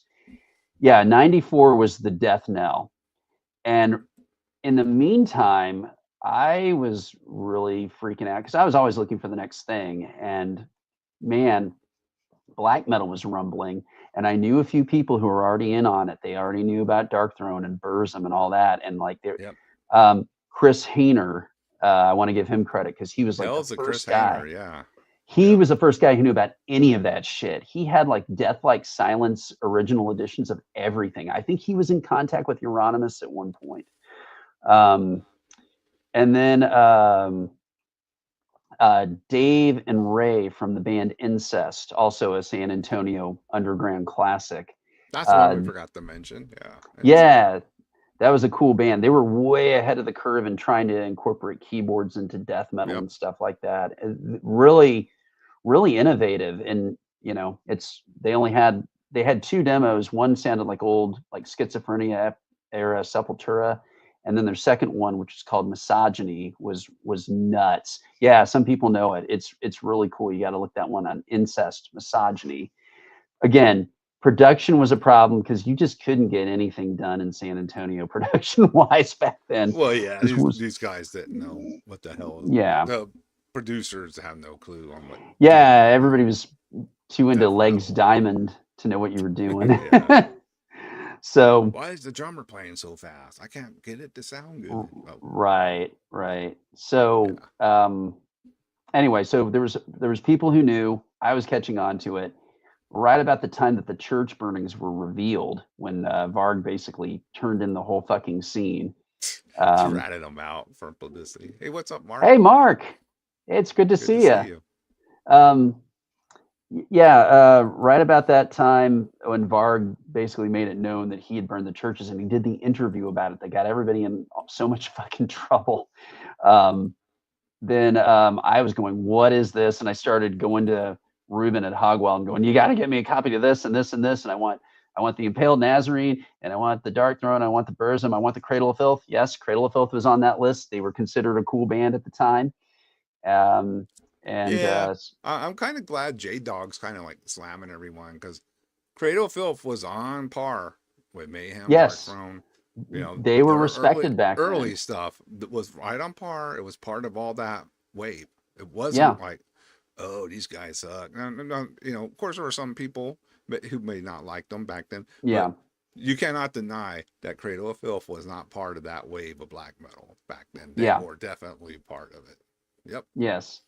So anyway, the short version is that I caught on to that. I got like the first, in some cases, the second releases of a bunch of these bands, and I remember getting Marduk's "Those of the Unlight," and Oh, you came with yeah. me to pick that one up. Carl came with me to Hogwild, and when I went and picked it up, I'd special ordered it from Osmos, and we got in my car and I threw it on, Yep. and I had never heard it before either. And you're like, wow, this is really good. And then it was just almost like overnight, we're just off to the races again. We're like, we just reset, moved down to death metal, went straight into black metal. And very quickly, you should tell this part of the story, the origins of Thornspawn, I guess, because I don't know the timeline, obviously, as Yeah. well as you do. Well, Blink apparently was still in Indignation, right? Mm-hmm. While all this was Yes. going on. And he was getting into black metal. And Blink, I still always hung out Blink, but I didn't really even know that yet. That he was already getting into it as well, because he hung around with Chris and talked to him as well, Chris Hayner. So he was Yes. turned on to it. And I think from what happened is I talked with Link and I was like, hey, have you heard these black metal bands from Europe, you know, and all that? And he's like, yeah, are you talking about like, you know, Dark Throne or whatever, Mayhem? And I'm like, yeah, you know, because I remember Mayhem, dude, from the 80s. I remember reading Yeah. reviews of Pure Fucking Armageddon, and then really nothing, you Yeah. know, so for years out until, you know, Be Mysterious and all that, and the dinner thing that broke, you know, the whole thing. But Yeah. I remember I knew of Mayhem, and that was really about it. But anyway, Blink, you know, lent me to some of his stuff after I heard that. But I heard it first from you, you know, the first second wave, and then Link gave lent me like Blaze Northern Sky, De Mysterious, and you know, a couple other records, jammed them out. Came over, you know, Link came to our apartment and jammed, like, oh fuck yeah, and Absu, the first Absu too. Yes. Yeah. And I was like, all right, this shit rules, you know. And then Link, I think Link met Alex, I think at Hogwild or something like that. And Mm-hmm. they started, they, you know, got together and jammed a couple of times. And at first, I don't know, I wasn't there, but Alex, I remember Alex talking about one time and saying, yeah, I didn't know if Link was gonna come back. I never heard from him again. But then like a couple weeks later he called up like, hey, you want to jam out again? And I was like, yeah, all right. So they started like, you know, riffing out and doing things, and then Link told me, hey, you know, I'm jamming with this dude on drums, you want to come check it out? Because he knew I was into black metal too. So all three of us Mm-hmm. were into black metal. And I went over to Alex's and, you know, checked it out. That was pretty, you know, pretty cool. Started, then the next time I came with the guitar, you know how it goes, and we started, Yeah. like, Yeah. you know, Thornspawn was born, and then we got our vocalist who did one demo with us, and we'll get into that. Yeah. This is the part that this is the hidden history, and this was Yeah, a this big. I'm gonna be honest with all y'all. What you hear from Thornspawn nowadays in the history, a lot of it is not the truth. Okay. Yes, that's why There, you're talking about there's this now. there's a lot of things that aren't true, and you can believe what you want. I'm not going to tell you what to believe, but I know what I saw, and I can talk about what I was there, and I'm not going to lie Yeah, about what I did or didn't do. I was there, dude. I was in the fucking band. All right. yeah. So me and Mike are writing the music on guitar and doing that. Link knows what was his name, Jeff? Steve? Was that his name, or Chris? Steve, yes, Steve. I'm bad Steve. with names, man. Yeah, Link knew him, and he brought him aboard. And Steve wasn't even in the black metal; he was a death metal dude. And he was the But he vocalist for this demo. he was the vocalist for the first demo, the Tachyon Empire, and Steve just kind of brought it out of himself, right? He really did. Do you mind if I tell this part of it? Yeah, I want you because Jeff produced the first Thornspawn demo with his Yeah, four tracker. Alex hates for people to know this, but I produced the first Yes, he Thornspawn did. demo. I Jeff actually was in came. Thornspawn for a hot minute too. I was, and the only reason I stopped at the time, I was playing bass, and I was in, I think, one of the earliest iterations of the band. It was just you, me, Link, and Alex in his garage, and the only reason I stopped was because classes were heating up at UT, and getting Yeah, that's over a hell. to Yeah, it that's was a a long big drive. haul from Austin to Austin to San Antonio, and then you weren't yeah, even in. and You had to go almost like to past Central San Antonio to get to Alex's house. I can yeah, see that. that was brutal, and I was just like, I can't do it. So anyway, and I came to the guys and I just said, hey, I'm not going to be able to do it. I'm sorry, But in the meantime, you guys were going to do your first demo, and I said, well, I got my 4-track. I figured out how to use it pretty good. What do you say I just come down and basically did a sort of an executive level version of what we did with Diabolus, which was just a rehearsal demo. So I did drum capture, and it was so funny. I'm sitting on Alex's driveway. You guys were in the garage. I had Yeah. lined everything out with just Radio Shack microphones into the 4-track. We had an extension cord so I could power the 4-track. I'm sitting on a Home Depot bucket with the 4-track Yeah. in my lap with the headphones on, and it's the middle of the day. It must have been I guess it was like in the fall, because otherwise I would have cooked to death out there, but I don't remember that happening. So I'm just mixing it and capturing it, and I tracked it, and then pretty much we got everything. You guys did a good job. You were very prepared, and it sounded good. And then Yeah, that shit's been put out by Agonia, reissued. yeah, Yeah. and then it was yeah, cars driving past. What the fuck's going on? Yeah, exactly. And then it was at the end of the night. It was like 9 o'clock at night. It was dark, and Steve was going to go in and do his vocals, and I'd set up the mic for him and everything. And he went in there and just started to shut the door, and it was completely dark in there. And I said, "Hey, Steve, do you need a light or anything?" He goes, "No, I want to do it this way." He just shut the door. And if you haven't heard the demo, I mean, this is really saying a lot. And some people will probably argue with me about it if they hear it, but the vocals that came out of him were like dead level. They were so fucking necro and so inspired and so Oh, I wish he could have stayed in the band.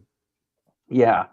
And I they really were do, just because they were so free. And I mean, and I was just I remember getting chills listening to it on the headphones, going, "Holy shit, what is he doing?" It sounds so incredible.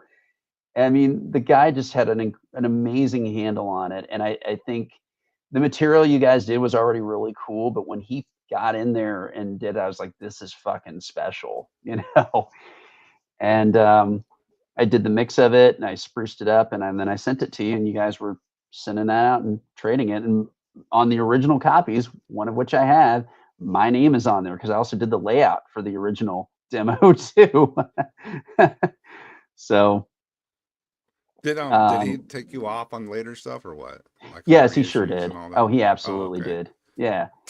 That's funny. I don't care. Steve, I don't know if he was in any other bands. No, that dude passed away. Yeah. He did? Steve Oh. Yeah, Link told me one day. Damn. How long ago was Yeah. that? It's been a while. Yeah. Okay. I hope I'm remembering that right, but pretty sure I do. I'm linked to Wow. him, man. It's R.I.P. away. Well, look Yeah, up but Thornspawn's Dacian Empire, Dacian, Dacian yeah, Empire demo if you really want to hear what was happening in that moment in time. And that was all just right there in front of us. I don't care if I'm not credited. It doesn't bother me at all if he's going to be that way about it. You know? But, oh, that shit would happen all the time. I would have names and things that I wanted on the thanks list, and they wouldn't be there when I. Well, you know, shit, man. No wonder I didn't stay yeah. in the band. You know, I'm like, what Yeah. the fuck? You know. Yeah. So right around that time, you know, I pretty much just went back to Austin and stayed in Austin because I was like going to fucking school and everything. But I also had the radio show Metal Enema with Sam, my co-DJ, who then very quickly after you got your first Yes, demo out, Astaroth was Astaroth, Steve's name. that's him. Yeah, that That's was him. Yep. Very quickly, Sam and I said, why don't we do something? Because Sam was there when you guys were recording the demo. He was with me. I don't know if you remember that, but yeah, I he don't was even present remember for that. the recording of the Oh, demos. let me say something real quick. Yeah. If you guys are looking for the demo, it's also on Agonia reissued it, and I think it's called The First Possession. Oh, nice. So Okay. yeah, they reissued both demos on vinyl and CD. So you Sweet. look up Thornspawn. That was years ago. Okay. Look up that, and you'll find the both demos on there. But the first one, like Jeff said, the Dacian Empire, is the one Steve performed on, very first demo. Yeah. So all right, carry on. Yeah, Averse Sefira quickly came together on the heels of me leaving Thornspawn, and yeah, Infernal Allegiance. Yeah, that was one of that was the song also that I really liked on that. But yeah, Sam and I formed Averse Sefira, put out our demo, and released it in early 1996, and that was pretty much history. We just kept on going. Thornspawn and Averse Sefira just paralleled after that. I mean, there was a little, I guess, how could we word it, Jeff? Like a little rivalry, kind of, maybe more on our end than y'all's end, I think. And that was imposed by one person. Me, and Link much remained cool for the most part. I mean, I think he was always still sore that you quit the band, which is kind of weird because you weren't really even in the band. I was. It's hard to figure out certain people. I'm not going to try to delve into whys and whats, but yeah. It didn't help that we sent our demo out to everybody, and we got like we got a 5 out of 5 in Terrorizer. We got a great review in Metal Maniacs. I mean, it all happened at once, and that's when I really remember him becoming very angry with me. And I was just like, oh, I see how it is. Well, some people just don't like to see other people get some shine. You know, it is. Drummer Aaron. Come on, Aaron. Keep up with the conversation. He just said me, Link, and we're cool with him. Yeah. 2 out of 3 Thornspawn members get along with Jeff. You know? And the last lineup of Thornspawn is Pius Levis. Minus one person. So go figure, you know, come on. Yeah. Which I thought was great that you guys reconvened once more. Yeah. I mean, shit, you know what, Carl? I need to say one thing. I do remember meeting you once before you joined Diabolus. We had met one time because I was there for an Indignation practice, and I watched you and Link play together. And that was the only time before Thornspawn that I'd ever seen that happen. We met, we talked a little bit, but then we didn't get to know each other until we actually got on the phone and started chatting a bunch. Yeah. And that is what we were doing back then, kids. We were getting on the phone, pissing off our parents because we were sitting on the phone for hours at a time. Not getting the call waiting. Oh yeah. That was the best. Boot. Oh, fuck it. I'm not picking that up. Wait. That's too good. Yeah. Well, let's talk more about Slayer in 1986. So, Rain and Blood. Yeah. yeah. So, I mean, you know, it evolved, of course, very quickly into like shit. I was like in AOL chats with with Xithra from Demon Sea and all these people on fucking AOL. Imperial Dude, from Krieg. I remember those days. I f- Yeah, yeah, and that was Imperial, like that was kind of like the replacement for the phone. Akhenaten. I think Yes, I met talked to him all these too. dudes and numerous other black metal bands, Yeah, in that era from the US, all talking in AOL chats. Yes. that's how I met MKM from Antaeus was on AOL. I mean, we were Yes. all finding each other on there. That's all there was, I, you know. he sent Neil Imperial sent MKM my way. It's like, you Hmm. gotta check out this band, and then he wrote, and then I think we found her on AOL, and I remember I was like, man, I want to ship a bunch of like cassettes to Europe. It's gonna be expensive. Little did I know how expensive Hmm. it would get nowadays, but Yeah. Oh my so God. I just sent him a master tape and master layout and said, hey, if you just want to print these up and sell them, I don't Oh, need that's nothing, smart. because and he was like, yeah, really, and I'm like, yeah, dude, just just distribute them, and you keep the you're making the cost of making them, so yeah, I don't care, just do what you want, and that's what he did. And he really gave Thornspawn a good push in Europe by doing that, like got the Yeah. name out, because and MKM is really connected to that, Yes. especially, so it ruled. Yeah. Here's a Yeah. question. Did I Yeah. ever play? Oh Gnostic. yeah, dude. The drummer of Gnostic is now the drummer of Pius Levis, and Oh, okay. That makes sense. Jr. and Gerald, the two guys, I forget their pseudonyms for the band, but they're, rest in peace to both of them. Gerald, I mean Jr. was the Thornspawn bass player for a while, and I think he played on the second demo. Not sure. Mm, I think he did. okay. I think JR played on it. So yeah, he was in the band. So yeah, we all crossed paths. Yeah. And they all you know, did other things too, but yeah, we all crossed paths. Yeah. I mean, it's always the same group of guys in the end. That's how this Pretty works. much. I don't know. Um, Are you into horror movies, Jeff?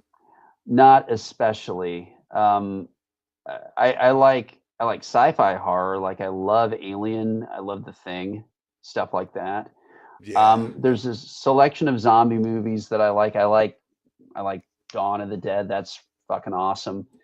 Um, I mean, the classic ones, kind of just but I never really liked horror that much because I mean, I know it's not cool to say when you're a metalhead, but I always thought the plots were stupid. You know, Well, of it, course they it, are. I wanted. I'm really difficult with that with movies. Character motivation is humongous for me. I mean, I majored in media and film and production, so I've got formal training in that area. And yeah, and character motivation. Having characters do stupid shit for no reason just to Funny, justify. funny, funny. Me too, Jeff. That's what I majored in. That's right. That's right. Yeah, we have that in common too. We So both yeah, that worked at the same place at one time, right? we did. We worked at a TV station Were together you for a hired little or bit. were you interning? I don't I even was an remember. intern. Intern, Yeah. okay. But you got your Yeah. hours, so that worked, yeah. Yes, that was very helpful that you got me that. Yeah, I mean, Carl and I have been kind of like intersecting the whole way. And that's why this show's cool because this is kind of like a full circle. Mark is asking if I have any non-metal guilty pleasures. I have a There's million. But let's get Jeff's guilty pleasures. Yeah, we can both talk about it. I don't really have any guilty pleasures because anything I listen to, I don't listen to guiltily. I don't necessarily cite it because I don't think it needs to be cited or it doesn't have like any Like, appropriate context. if you're enjoying it, it's not really a guilty pleasure, right? It's Yeah, yeah. exactly. Like I really like the Cult. Um, I always have. Cult's great. Um, yeah, All Sonic Temple versions. is a great fucking album. I mean, all their old stuff is really really cool. I always like them. I like the Sisters of Mercy a lot. Yep, Always yep. have. I like classic era KMFDM. I like Ministry. I like classic era no, Ministry. I didn't I I like couldn't get into Ministry. Ministry. I like Skinny Puppy. Skinny Um, Puppy's good. Yeah. yes, the old stuff is really creepy. Remember the band Lycia? You introduced me Yes, to I them. loved Lycia. That's like That's a this drifting away music right there, man. yeah, dark wave. I liked a lot of that dark wave stuff that was coming out on Project Records back in the day. Yes. Yeah, so yeah, there's a lot of stuff like that I'm into, but I always like it dark. It's always dark. It's always minor key for the most part, with the exception of stuff like the Cult. But yeah, I wouldn't say there's any guilty pleasures. There's some stuff that people are surprised that I listen to, but I'm Dude, like, yeah, it's adjacent, the, you know? the Cult, let me ask you this. The Cult, Yeah. what's the one album right before Sonic Temple? Oh, I can't think what of the name. I have isn't it an on my electric? brain. Electric. Electric, yes. Yeah. That and Danzig 1 to me are basically the same album, just with different vocalists almost. Have you ever listened to them? Yes, It's they kind are of like because Rick they're Rubin like masterminded them both. I love them yeah, both too, but I'm like, wow, these are almost like the same formula here. yeah. He pushed them both in the same direction. I Just think that's stripped really down true. hard rock AC/DC riffs, let's Yeah, do it. yeah. He kind of AC/DC-fied both of those bands. Danzig actually got more metalized, and I think that really helped them. I mean, I like the first album, but I think Lucifuge and How the Gods Kill are actually better. So, Yeah. no, I've never seen Skinny Puppy live. I had an opportunity to back when, like in I think '93 with Godflesh, and I missed it for some reason. And Uh-huh. I wish I had gone because that's when they had like all the gory props on stage.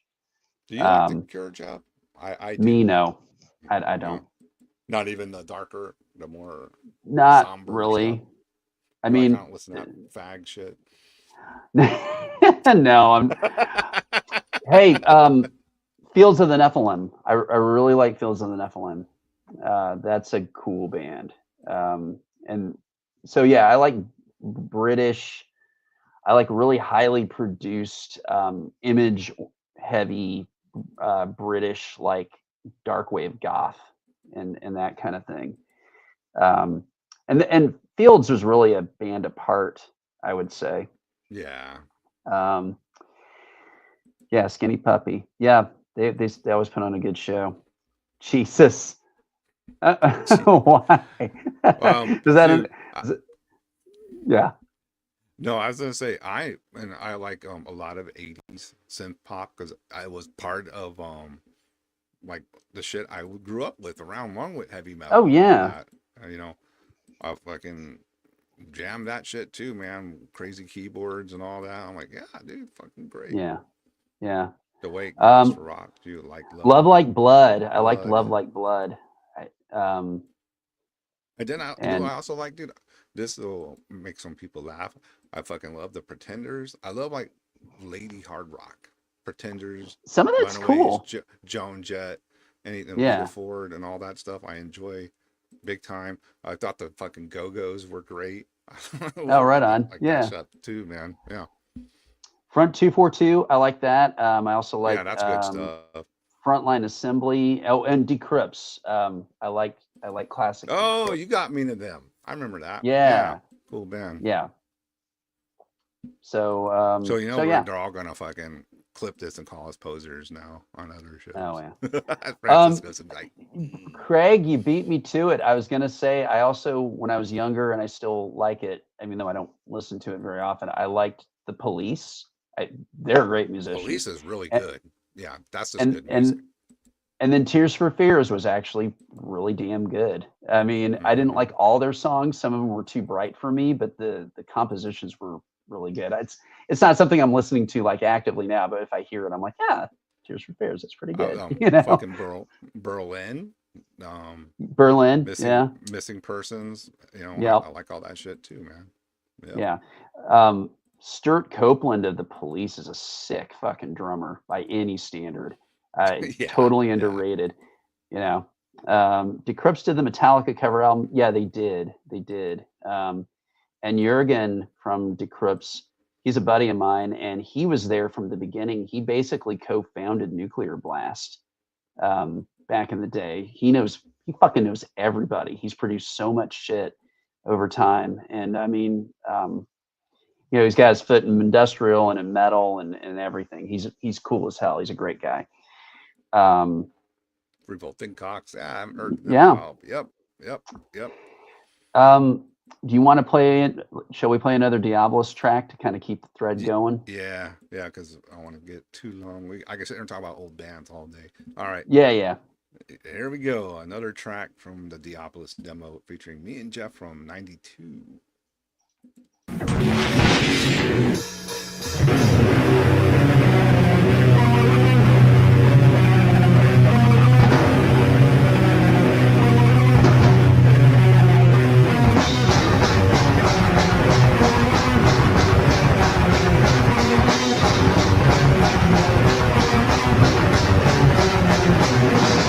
Angelic eyes stare blindly towards the sky.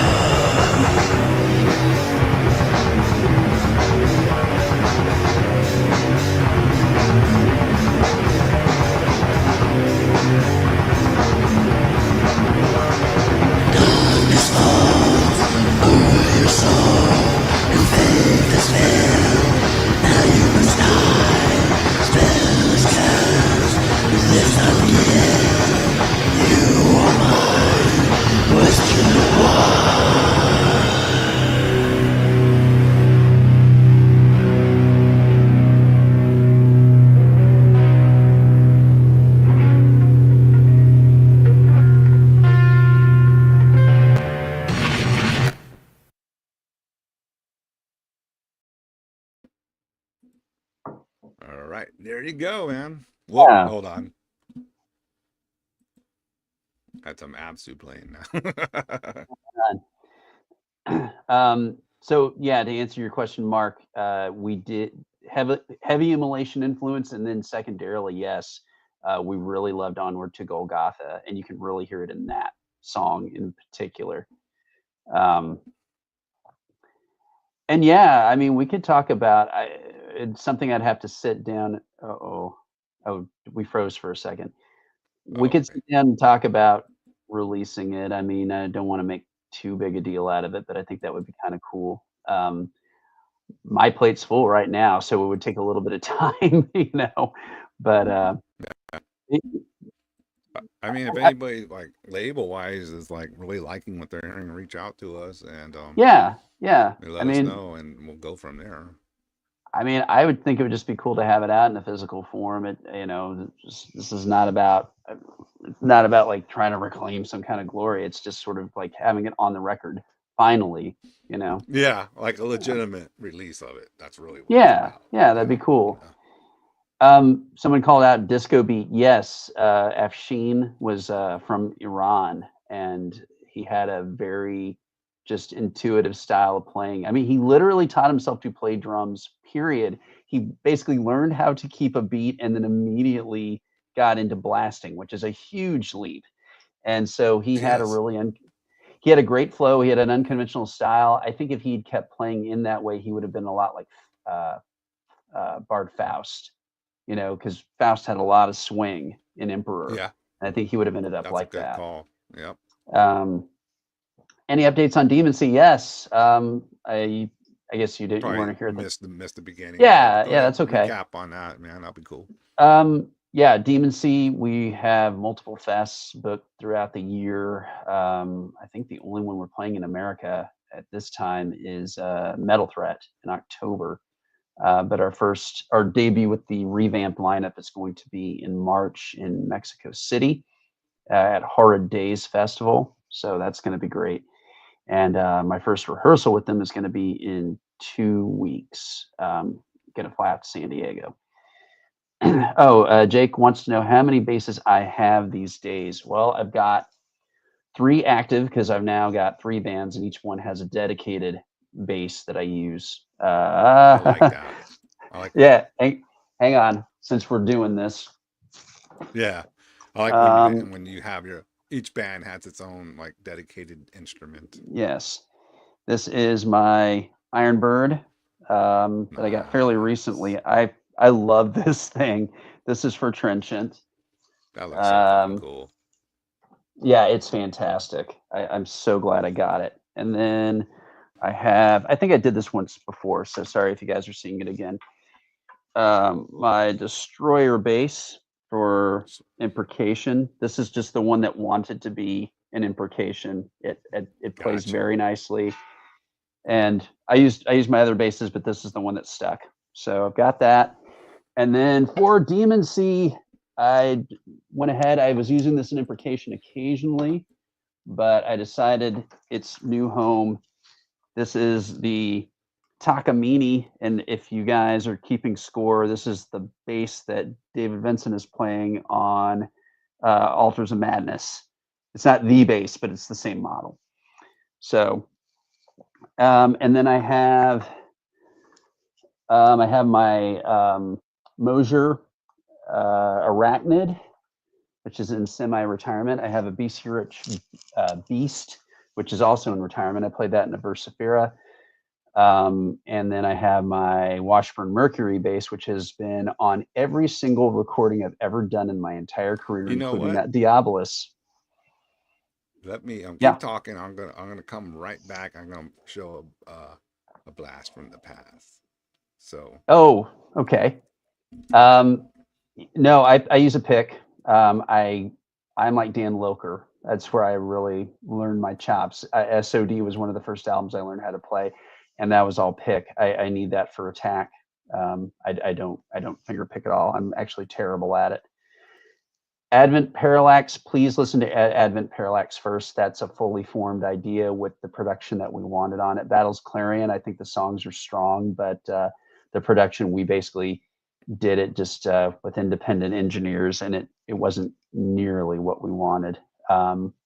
So listen to Advent, and then you'll understand Battles better. all right. So what are you at? Since we were talking about Diabolus days in the early days, Mm-hmm. I got a tip from my friend. Some of y'all know him, the Tony Boner. Yeah. That hey, I think they have one of your old guitars down at Robot Monster.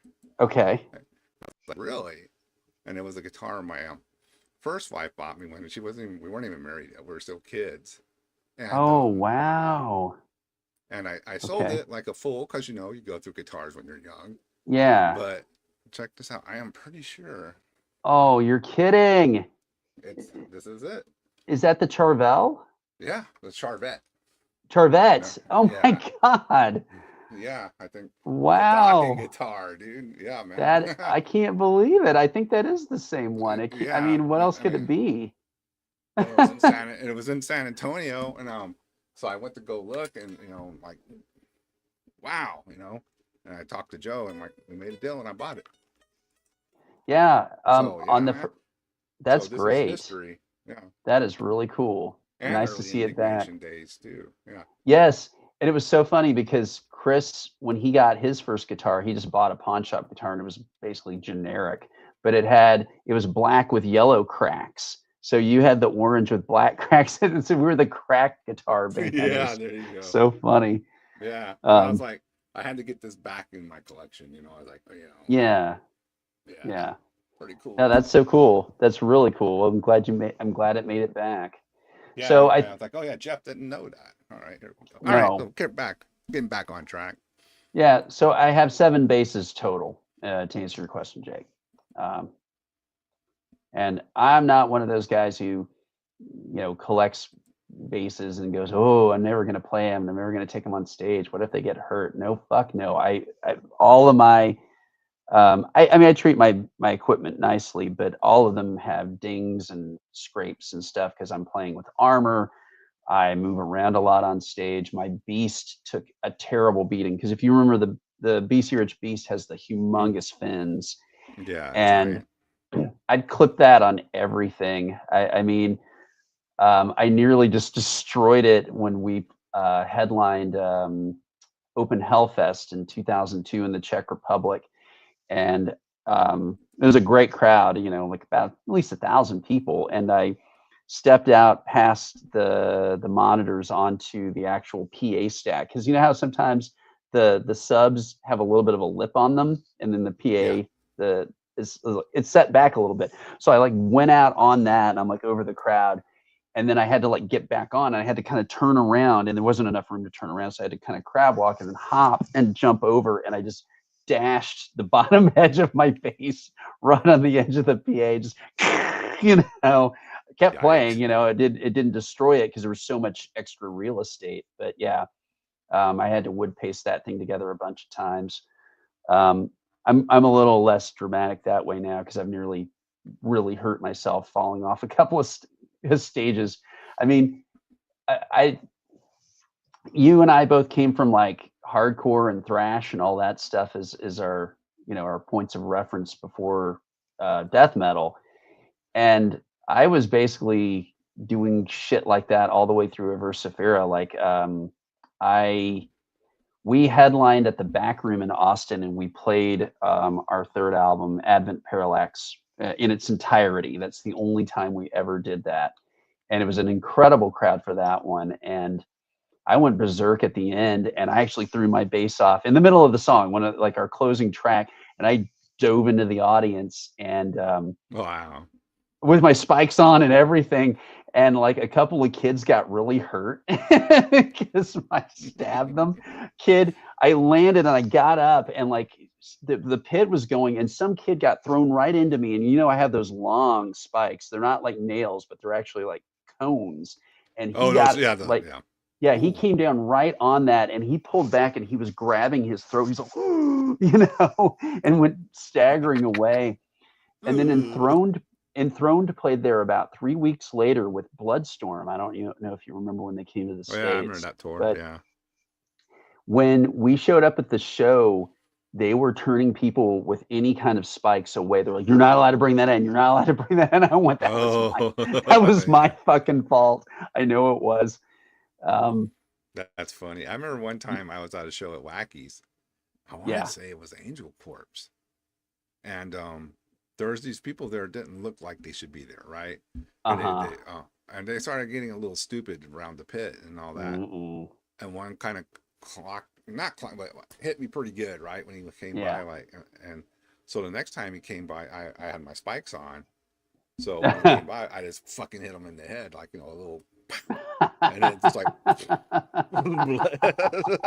started going everywhere. So, but here's the kicker of that story, dude. The next day, like I'm like, I think I'm driving to work, listening to the radio or something, like listening to one of the rock stations morning show, and they were talking about their wild night out on the strip. Mm-hmm. And they go, yeah, we went to this club and it was like a heavy metal show. And I was like, wait a minute. They were on the strip. That was last night. Yeah. They go, yeah, man, and these guys in there, they're wearing those like spikes and all that, listening to that movie. And this one guy got his head busted open, and I was like, holy shit, they were there. I started laughing. Oh, that's great. That's awesome. Yeah. I love stuff like that. Yeah, I Love was when just idiots. like, what? Wait a minute, what? Yeah. That's hilarious. Yeah. And that's kind of funny because you and I, anything worth talking about like that happened all after Diabolus. Like, that's another thing. It's like, we were all good kids, you like, we weren't getting into any like trouble, or anything like that. I mean, it wasn't like shit. Me and Chris and Afshin, we didn't drink or do any drugs of any kind. Obviously to this day, I never have. That was more my younger teenage years before I knew you, when I was it actually worked out. Hijinks and all that, It worked out that you were a little older because by that time you were a little bit more chilled out, and then we were like really like not into craziness like that at all. So we matched pretty good at that point. Yeah. I do remember at your bachelor party, you got like blasted, which was pretty hilarious because I'd really never seen you quite that bad off. Oh, my first, that was Sally. Yeah. Yes. Yeah. That was pretty funny. Did you go to the club, the strip club and all that? I couldn't. I was too young. I was only 20. Oh, okay. So you showed up later. I showed up to Screwy Louie's house. Screwy Louie's, not Louie Indignation, another. Yeah, Screwy Louie. Yeah, I was. Yes. Yeah, they were giving me drinks all night. That was hysterical. Push titties in my face. It was just fucking. Yeah, I really wanted what you want. Yeah. Oh yeah. Yeah. And that's where I got the deicide mask, because Louis had that awesome mask. He had the exact same one, and he gave it to me as a present, which was the coolest thing ever. And that's cool dude, man. Yes, and Oh my God, guy got impaled by his BC Rich. Oh no, That's that is fucked up. fucking But insane. it's very metal, but it's Yeah, fucking very metal wow. way to Impaled by go. Oh your my own God, that's death by terrible BC though. Rich impalement. Wow, Mike, that's Oh fucking nuts. You yeah. need to make a song of that, Mike. That's like a fucking lesson. We had one of our. I always have armored cases for all my bases when I go. That rhymed. When I travel, and we were in Brazil, and we had all the guitars stacked in the back of the van, and mine was near the top because we just didn't think about it. And they had some guy was jaywalking. It's in Brazil, so people are just moving around everywhere. Some homeless guy was just Yeah. jaywalking across the street. The driver had to slam his brakes, and the fucking armored case slid forward and hit us all in the back of the head. That was horrible. We were lucky we didn't get really hurt. And I was just like, That oh could have fucked you boy. up. That could broke bones, Yeah. right? Yeah. Anyway, I also got hit You know, under the same circumstances, different setting. I got hit in the head with a full-sized Jack Daniel's whiskey bottle. I was on the Rotting Christ bus. I'm teching for them. This is in 2010. Sitting there right next to how there's a little kitchenette with in the tour bus with the sink and everything. So there's this whiskey bottle sitting there, not secured. I didn't even notice. And I'm sitting on the bench seat, and the bus driver had to slam on the brakes. Someone cut him off, and like the bottles went and just like hit me in the head. And that fucking yeah, hurt. that ruined my fucking day, man. Hey, if we could touch on that a little quick. I remember, like, a lot of people are earlier. Like, I have my show, and some people ask, like, hey, what's Rotting Christ? And I'm like, hey, the first couple of releases are great. Hell yeah. Really, they're like black metal classics. It's beyond great. Let's be real. And the stuff nowadays is not good, in my opinion. But let's talk about how metal this how you say his name? Sakis. Yeah. Sakis. Remember you told me, yeah, but that dude's still metal as fuck, and you told me like he is. He'll still get in pits and things like that at shows. Oh yeah. Yeah. Sakis, I don't know if he's done that in a while, but I mean, when I was out on tour with them, yeah, if the show was really cool, sometimes he'd go diving into the pit and mosh with everybody during his own song, Yeah, he was, and I mean, you got to give it to a guy who, even though he's gone through a couple of style changes and everything, he never stopped calling the band Rotting Christ. I mean, that's a hell of a limiter. Yeah, Sakis is a good buddy of mine. I have a really a lot of respect for him. Some of you guys probably don't even know this, but it's a really funny kind of anecdote about it. Right around the time when I was touring with them, I had recorded the first Birth A.D, and he really, really liked it. This was the EP. And then I told him I was going into the studio with Alex Perialis, and he invited himself onto that album. He goes, hey, could I do something for it? I'm like, you want to do something on my album? Okay. And yeah, he does backing vocals with the gang yells on the song Kill Everybody. So yeah, he's credited, but I mean, he's on there, and a lot of people don't know that. That's him in the chorus yelling "Kill Everybody." So that was super, super cool. Yeah, he's the real deal. I really admire Sakis a lot, and yeah, I get it. Styles change. I don't follow them the way I used to, that's for sure. But no, I think very highly of that guy. Yeah, he still has the spirit in him, though. Oh, definitely. Yeah, he's for real. Absolutely. We had a question while the song was playing. I don't know if you saw it, but they went down. Mike B asked, "What was the gear setup? Do you remember the gear setup we had?" Oh, I think it was nothing. It was nothing.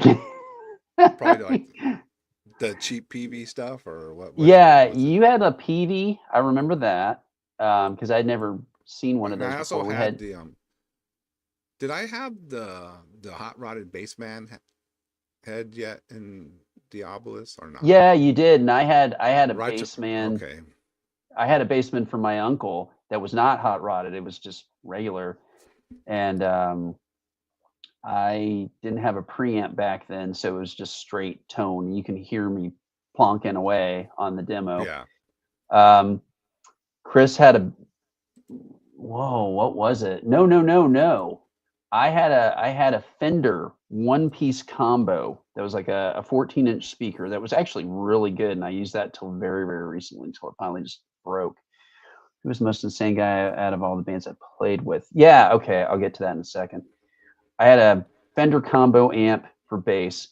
Chris had the Bassman head, and then it was the most hilarious thing. He had a practice amp that had a good gain switch on it, and we basically used that as his effects pedal. We just happened to have it. We found it at a pawn shop, and it had a really dirty tone. Mm. So he'd plug into that, and then we line that out into the Bassman.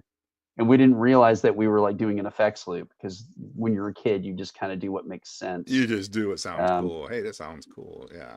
Yeah. So that was the basic setup. Nothing special. All the gear was borrowed or secondhand.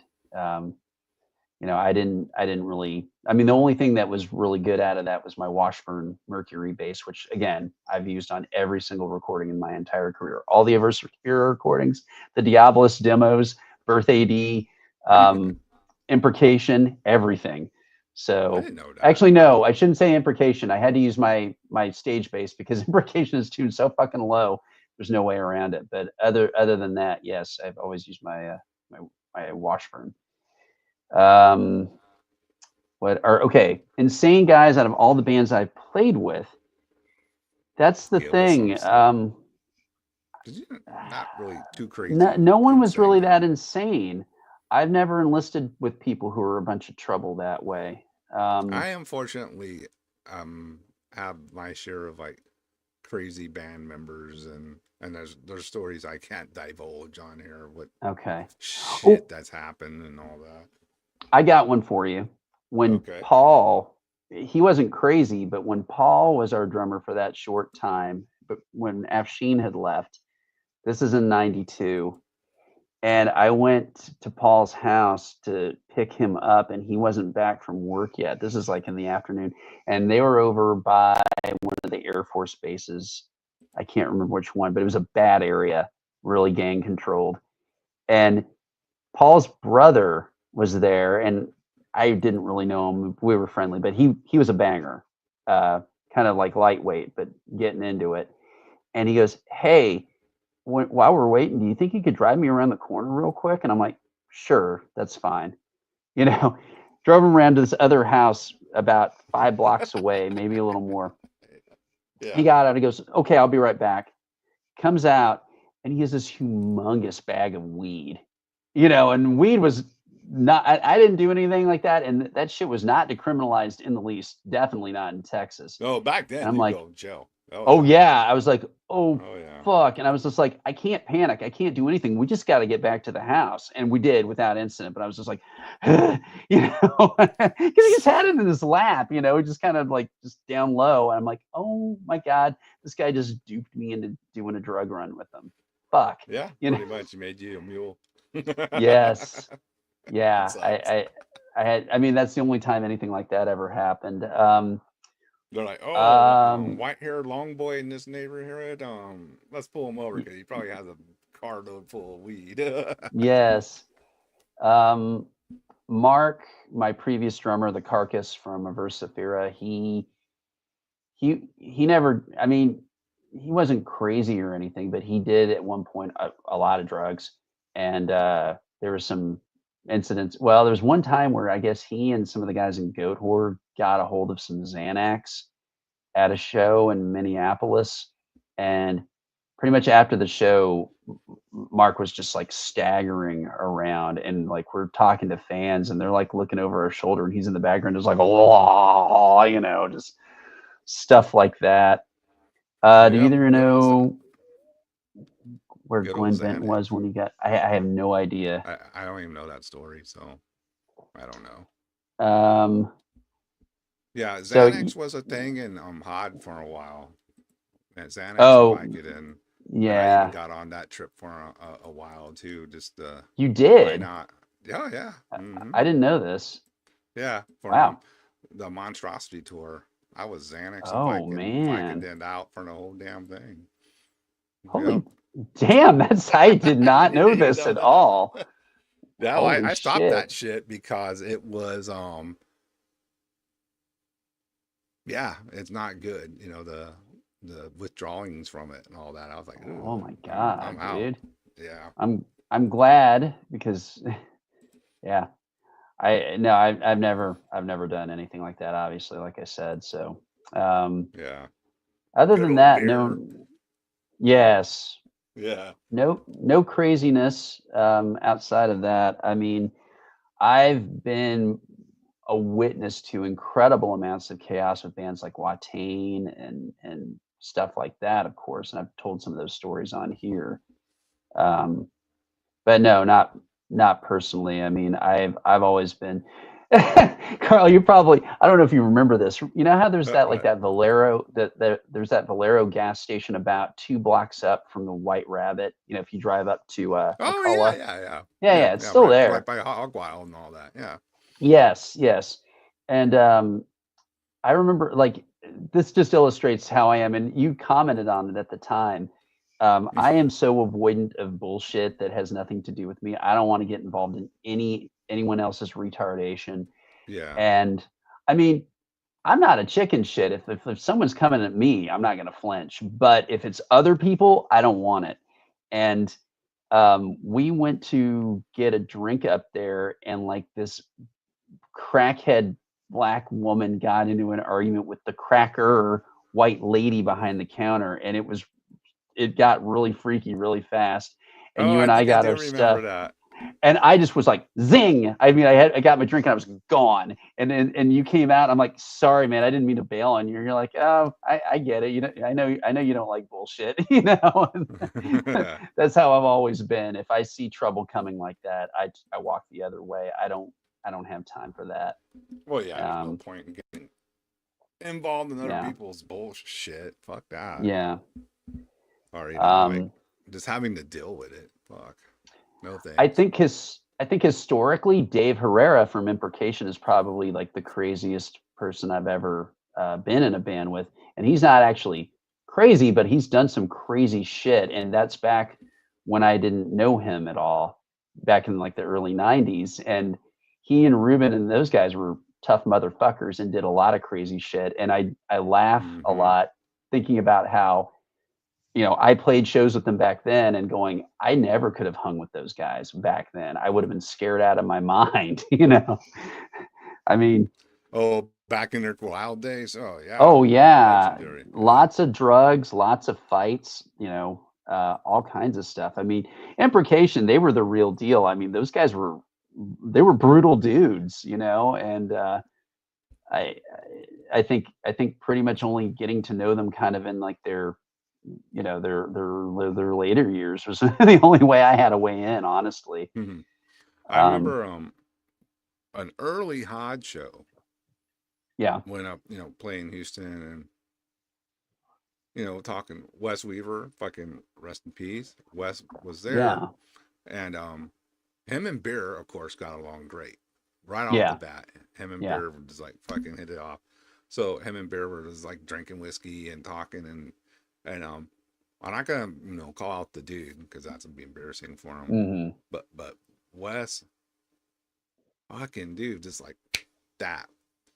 That dude was hanging around. He goes, and Wes is like, you know why, dude? Or, I don't remember word from word, but Wes was Hmm. like, that's because like right to this dude's face. That's because you're a fucking poser. And that dude like kind of like to laugh it off, and Wes was like, I'm not fucking joking, dude. Yes, And, yeah. and and Wes was like, I'll kick your ass right now, you fucking poser. You don't deserve to be hanging out here. Your poser fucking Wow. poser band. I was like, damn, Wes is fucking killing this dude. And Yeah, it yeah. was awkward for everybody standing around, because didn't see it coming, dude. It was just out of blue. And then Wes was like, no, fuck that, dude. And that dude was like, like, man, I'm out. And Wes, oh yeah, you're a fucking poser. And I'm like, yeah, you know, that's how it Wes was. Wes was a phenomenal gatekeeper. He was, I mean, all those dudes where we all were. I mean, in our different ways, but like, yeah, and Wes, Ruben, Dave, Tino, they what's were up? not kidding around. Hey, Tino's Tino. here. Yeah, those guys were not kidding around at all. Again, it's such a funny contrast because um, I was, I was lucky that you guys in Imprecation, I want to get on the record about that. I was really lucky that you guys gave me the time of day because I was this very young kid, again, coming from this nice background and, but serious about the music, absolutely. And I guess that's what you guys were able to detect in me. Yeah, That, that's what sold us on it. Like, like we knew you were into it. You were like, not a poser. You like you knew all the right bands, and and you, like we said, remember when we talked, we hit it off because we all like the same interests. Not everyone comes like it's silly, right? But not everyone comes from the same side of the tracks. But yeah, if you connect with somebody, you just connect with somebody, regardless. Doesn't matter. yeah, There yeah, you go. and That's right, Rubes. Wes he was also a great fucking dude too, man. yes, he really Like, was. yeah, help you out too. If he Yeah, liked you, I guess suppose, but yeah, yeah. he was also a I'm, great guy too. I miss Tells, bro. Wes and Ruben both very much.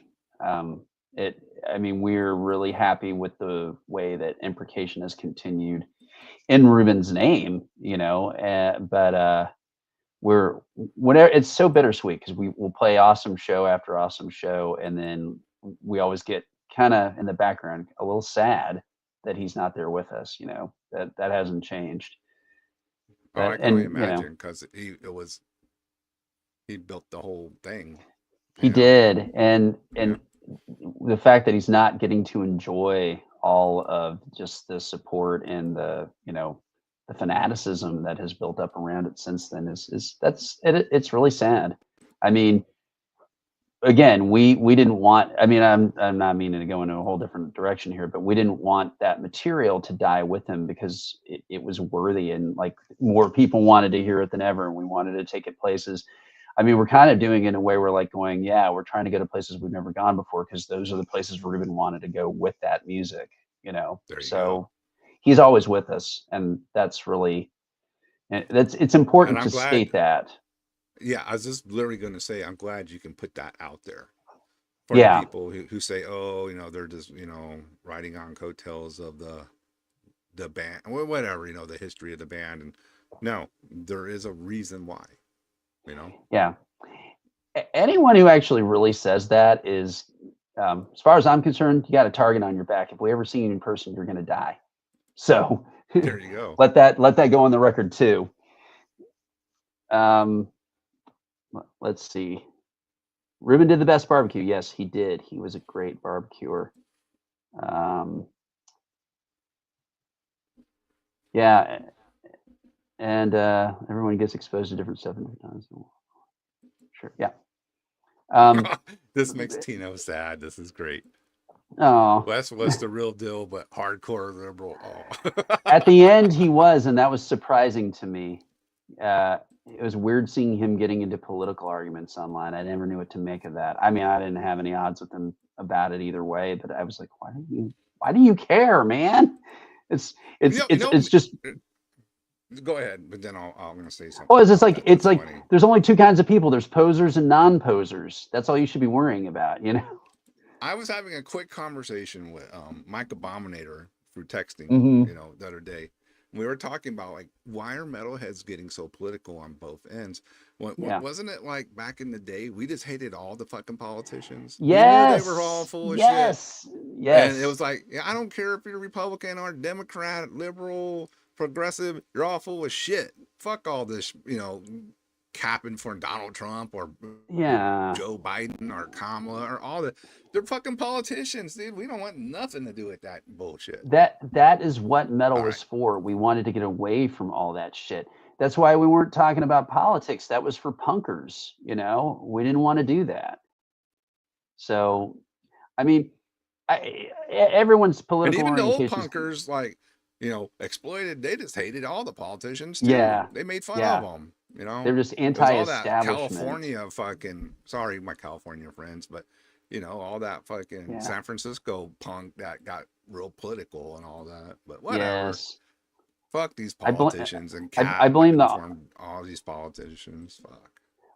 I blame the Austin punk scene for a whole lot of that. That first MDC album is good, but God, its leftist is all fuck. I mean, I mean, I like that album. I really do. Actually, it's a classic. But man, when you listen to it now, it's just like, holy shit! It predicted a whole bunch of things the other direction. You know. Yeah, yeah, for Um, sure. but it's. I always really. I hate to use the word cringe because it's overused, but I do cringe when I see stalwarts in metal, especially like figureheads that we all know, suddenly weighing in on a political opinion that they never mentioned before. I'm like, oh, why are you talking about this now? Stop, please. I don't Yeah, think you're that's not gonna see that on the Witching Hour.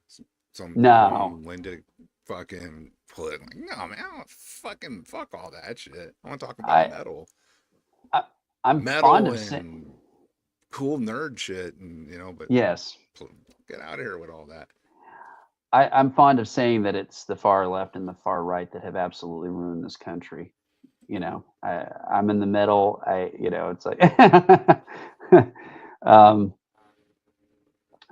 Stop. it's, I don't care. I believe what I believe. It doesn't align. I like to tell people all the time, it's like, I support abortion rights and the death penalty. So what now?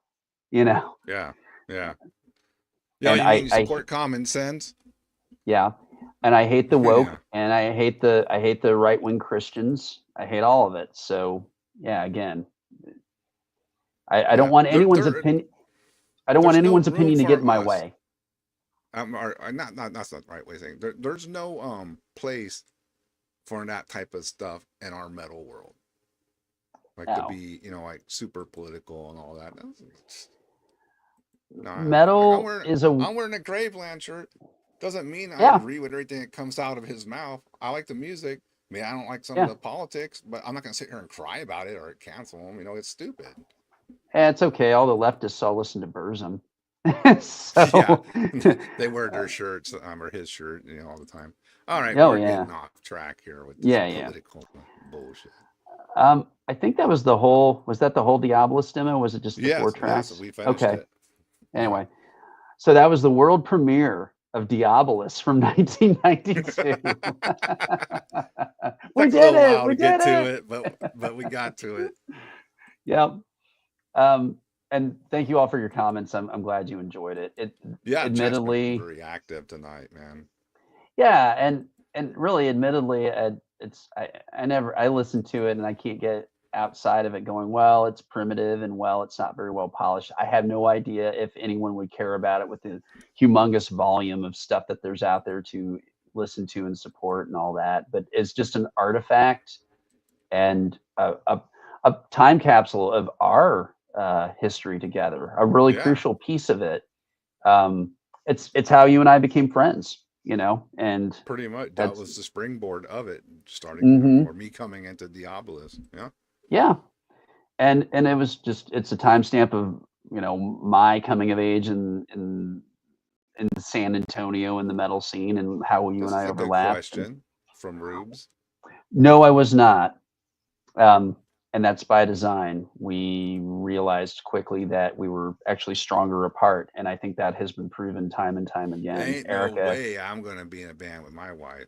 I love her to death, yeah, but no, yeah, just not gonna happen.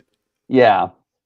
But no, Erica had a lot to say in her own right. I didn't want to get in her way any more than she wanted to get in mine, and think that was I think that bore out correctly. I mean, I'll mention that again. She has a great band that's an underrated Texas band for fucking sure is Morgan Grau. Yeah, that's a Um, fact. Yep. 2 really good albums. Jake was in that band. That was like his first band of note. Nick from Trenchant and Imprecation. That was his first band of note. Do I have Birth A.D. CDs for sale? Do you God, I think I have a couple left. It is out of print and sold out. hit them Um, up privately, JD? yeah. But yeah, so Morgan Grau has 2 albums in Extrinsic Pathway and Blood Oracle. You can And they played some shows with fucking Pentacle. How they cool is that? did. They played shows with Yeah. Pentacle out in California and in Texas. They played some pretty amazing regional shows. I mean, They played Zombies a bunch of times in San Antonio, and always their I've shows went were to those really shows. memorable. Yeah, not every Yeah, single one, but they were always killer. they were good shows. Back when Nick had hair, yes, that's true. Yeah. Um, back when he had the late era Kerry King hair, poor guy. Yeah, But right up the doop. Yeah. Yeah, yeah, he looks good with a shaved head. you know, he rocks it completely. I was actually happy for him when he Dude, did that. I was like, I wow, you gotta look get a great. picture of this. There's on wrestling, one of the managers fucking looks like Nick, and I like, God damn, I keep forgetting to get a picture of this and send it to Jeff. He's gonna crack up. Does Oh, anybody in the that's chat know funny. what I'm talking about? I think it's AEW. He's one of the supposed, they have like the supposed executives coming out talking and what. I think he's one of those guys. He looks like fucking Nick, dude. It cracks me up, man.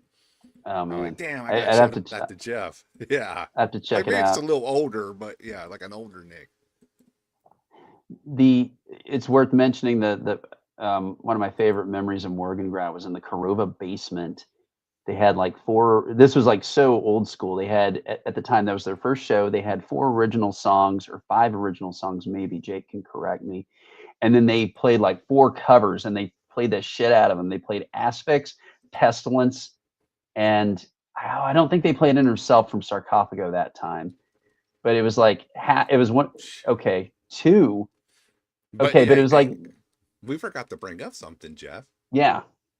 I was in a band with your wife for a hot minute, remember? Yes, Erica was in Hod. Yeah, she played LA with us. That's right. Yeah, Yes. yeah, she got to go out to that big show out there and play. So Jesus yeah, I Christ. jammed with Jeff's wife before Yes. how crazy is that? And I think it was a Korova basement show where me and Bear thought to ourselves, hey, I wonder if she would want to play in our band. Yes. And Jake is saying you only had two originals. That's incredible. You guys played a full set and you just tore that room apart. And it was like two originals and then all covers, just like the bands of yore, which was so great.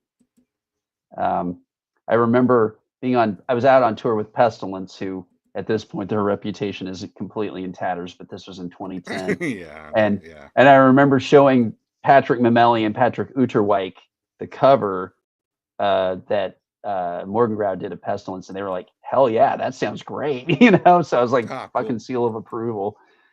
Dude, I thought you told me, but I already forgot. Who produced the album?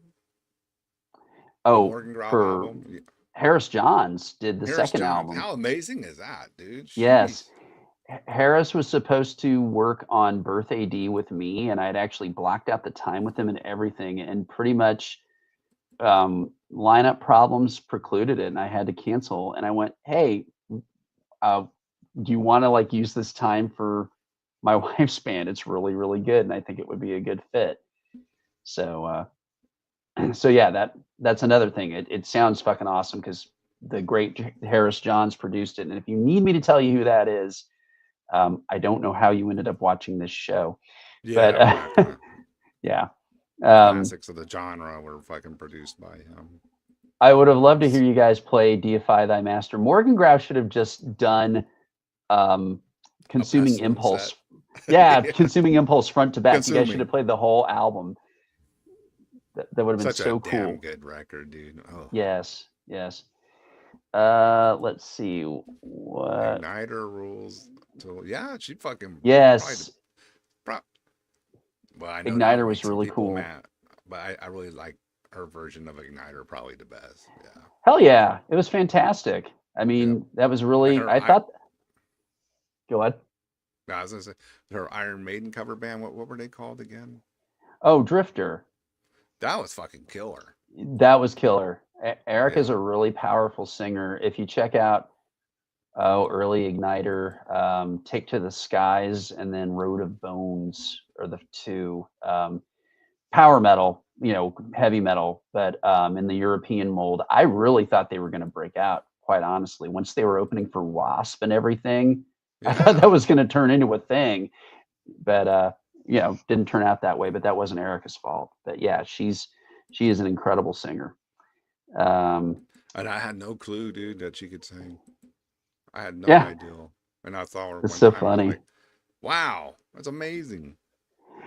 Yeah, wow, Erica breaking her hip. And I'll tell that story about her too. This is my wife, in case you guys are not keeping track. But She fell and broke her hip, and she did not realize she'd broken her hip. She was jogging and she fell and she hit the curb and she staggered Oh, home on it and just thought she was really badly bruised. But we did the right thing. We took her to urgent care.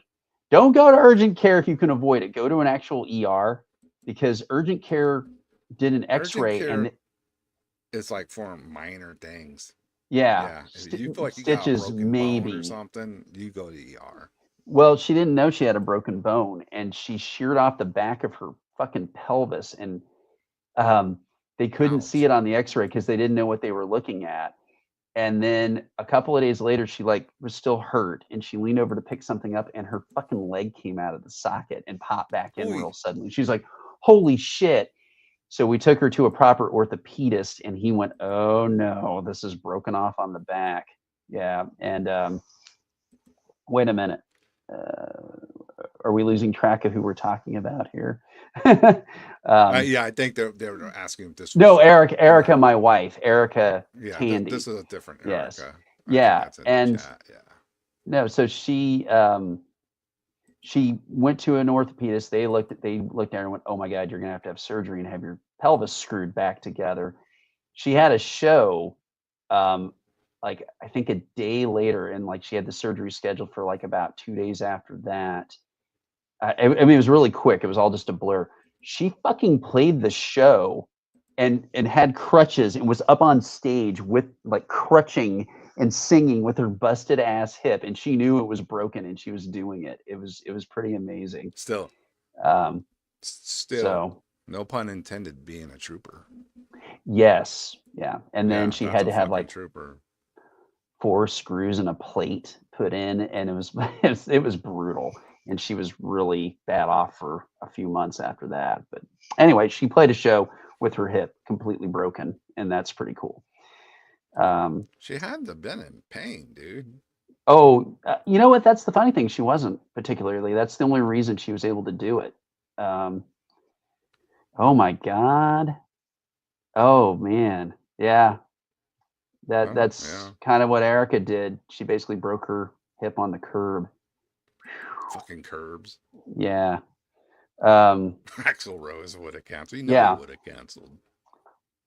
But yeah, anyway, so that's just another piece of the puzzle. Yeah, you guys, if you really want to get heavy into my own timeline history, you know, in general, if you go to metalenema.com, there's like almost 1,000 hours of podcasts starting in 1995 and dating up till last week. 1995, So, man. yeah, I mean, there's some gaps in there. We had waves where we were gone and came back, Sure. but I mean, it's like literally like 1,000 hours. Like, any of you guys do like over the road trucking or anything where you have to like drive around in a car a lot?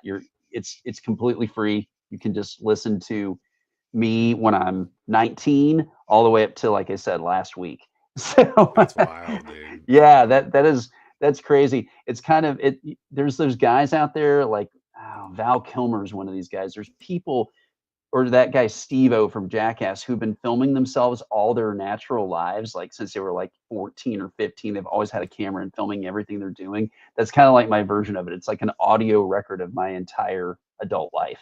So if that makes you feel compelled to, wow, yeah, that's fucking true. Yeah. Yeah. Last week's show was missing some song. Huh? Oh no, not again. Fuck. Sometimes it fucks up. Yeah. Sometimes when I export it, it fucks up. Thanks for letting me know, Johnny. That sucks. Growing up with Jeffrey Music Edition. Yeah. Man, you were an old fan citing the old episodes like Black Funeral Birthday and all that. Yeah. Oh, thank you. You guys are great. Always. I love coming on here and just hanging out with everybody and sharing these stories. And thanks for hanging out and listening. That's really cool. Broke man, we're going to Hammer Horse show. Didn't get a cast 5 days later. Married the same time. Awesome. Wow. Is that Carlos? Right? I know Carlos. I think I do. Yeah. Yeah. Anyway, I started an insurance discussion here. I was going to say, everybody get your 3D printers heated up, because that's the only way we can send a message to those people. Um, Black funeral her birthday. yeah. Anyway, Metal I Enema. think we're getting Joe. close. Okay. I Yeah, would we're say almost I on would the say we 3 should hour. wrap it up at midnight, but thank you Yeah. guys for hanging out. Is there anything else you want to know? Let's see. What were Pestilence like to hang out with back in the day? Okay, I can tell that reasonably fast. I toured with Pestilence in 2010 as their stage manager and tech. It was Patrick Mamelli and Patrick Uterwijk, and then their bassist Jaron, who was in Sphere's era of the band, and then a new drummer, this guy named Numa. Uh, and I got along with them great. Patrick wasn't the very tone deaf provocateur that he is these days. He was actually kind of game to just see what they could get accomplished in the States with returning with Pestilence. We had a terrible time. We had a terrible time. Nothing went right. And he never once freaked out, never pulled a rock star move, was never a baby about it. He just took it on the chin, and we did shit I've never done before or since. Like, we were out on tour with Warbringer, if you remember that band. This is before they got really ridiculously sized. They were direct support for Pestilence. And we had like the Spinal Tap thing where every transport we had an RV that broke. We traded it for an even worse RV that broke in the desert in New I Mexico. remember you telling me. Yes. Yeah. And we had to get Warbringer to come back for us. Oh no, it was Warbringer and Sacrificial Slaughter, that band. They had to like divide us up into their vans, and we're just me and the tour manager in the Warbringer van, the other guys are in the Sacrificial Slaughter van. We're all having to sleep sitting up for days because we don't have our own RV, and we can't get one booked because we're constantly moving, and everything is just going fucking wrong. And it was really cool just to be out with the Patricks because they were very game about telling me all the old Pestilence stories and how they recorded the albums, all that stuff. Yes, the guys in yes, Jake, the guys in Sacrificial Slaughter had scabies. If you guys don't know what that is, that's this little parasitic kind of body lice that burrows into your skin, and it creates these big volcanic sores. It's fucking disgusting. And unfortunately, somehow when I was in college, I caught that years before. So I knew what it was, and I did not want it again. And yeah, once we realized that they had scabies, and they didn't know what they had, they were just like, I don't know what all these sores are. It's gross. They all gave each other scabies. And then we went and bought a bottle of lice shampoo once we were all back together and like going to be on our own transport again. And we all used the poisonous shampoo and washed ourselves in the shower to get clear of that. And nobody ended up catching it, but I just said, you guys got to use this. We got to fucking use this before we get in the van together. We can't have scabies. And yeah, you got to kill it before you contaminate. Yep. And I was telling him it was ridiculous because we were actually recreating the fucking the concept for consuming impulse. We got lost in the desert, like dehydrated. We were at risk of scabies, like out of the body. I mean, everything kept coming up, and it was just like, oh my god, totally living it. You had a whole death metal album inspired, ready to go from the venture, probably. The absolute coolest thing, and I still have it, Patrick Mamelli gave me a burn of every unused riff that he had. He found this old hard drive, and it was full of Consuming Impulse riffs that weren't used. And he gave me it. He's like, don't fucking steal any of these. I'm like, okay, I just want to hear them. So I still have a CDR of like basically like 40 minutes of just looped riffs that weren't used. It's fucking awesome. It's like one of my favorite like oddities in my collection. So wow. I can't endorse how Patrick is now. His public persona is really, really bad. But at the same time, is he just trolling sometimes? I wonder. It's like, wow, can you? I don't know what his deal is. I have not talked to him in many, many years, so I don't know what he's doing. Yeah, speak for him. Yeah, I should say, hey Patrick, I'm gonna leak all those riffs. Probably be at this point. I don't care, but yeah, so that was that. I we got 5 minutes, so I'm just trying to think of anything else I could like close out with Yeah, other than come on. Rapid fire some questions here, man. I'm really trying to think. And well, I don't want to come up with anything. If you guys want to know it, I'll say it, but I'm not going to invent anything. I'm always telling stories anyway, and if I start into another one, we're going to be here till 1 a.m. I do want to thank everybody for coming out on this one. This was I hope this was illuminating, because Carl and I are always like sort of referencing our pasts together, and I feel like we never actually told the story Never went in its to a relative full detail. entirety. Yeah. Yeah. You know, someone asked you, here's a quick one. Someone asked you top 3 Slayer songs. Oh God, top 3 Slayer songs. Mine would change all the time. Not going for the obvious, like Angel of Death, and I'll say top 3 sleeper Slayer songs. There you go. That's a good idea. Not the obvious. Yeah, I'm gonna go the other way. Cleanse the Soul off of South of Heaven, which is a B-side track, is cool as fuck. The lyrics are awesome. The riff is good. Actually, I like that one, but let me revise that. Spill the Blood, one of my favorite Slayer songs of all time. It's a fucking really, really creepy, cool song. So I like Spill the Blood. I like At Dawn They Sleep. A lot of people cite that one, but that's one of my all-time favorites. That's a pounder. Yep. And then off of Rain and Blood, Altar of Sacrifice. That song's hard as shit to play. That's my favorite song off of that album. Yes. And it's a Hell Awaits Left Over track. Did you know that? No, I didn't know that. That makes sense. Yes, doesn't it? It totally does. Yeah. Yeah. I read that one time that it didn't make the album because they wrote it kind of a little too late. But it was from that whole writing session for Hell Awaits. It was one of the last things they were working on. Yeah. Yeah. So that is a fucking ripper. I love that. Did you DL the Slayer Boots link I sent? I need to. Thank you, Tina, for sending that. I love Slayer bootlegs. I love even if they're digital, I love them. I don't even have a record player, but I have like a whole bunch of Slayer bootleg LPs. I buy them every time I see them. Yeah, buy them every time I see them. So 4 more minutes. Favorite show at the back room? At the back room. Wow. Immolation? That Immolation on Close to a World Below. Yeah. Right. Yeah. I went to that one. That was a kill. Averse Sefira opened for that. So that was a big deal. That was my favorite show at the back room. That's the answer to that. Yes, that was a killer show. White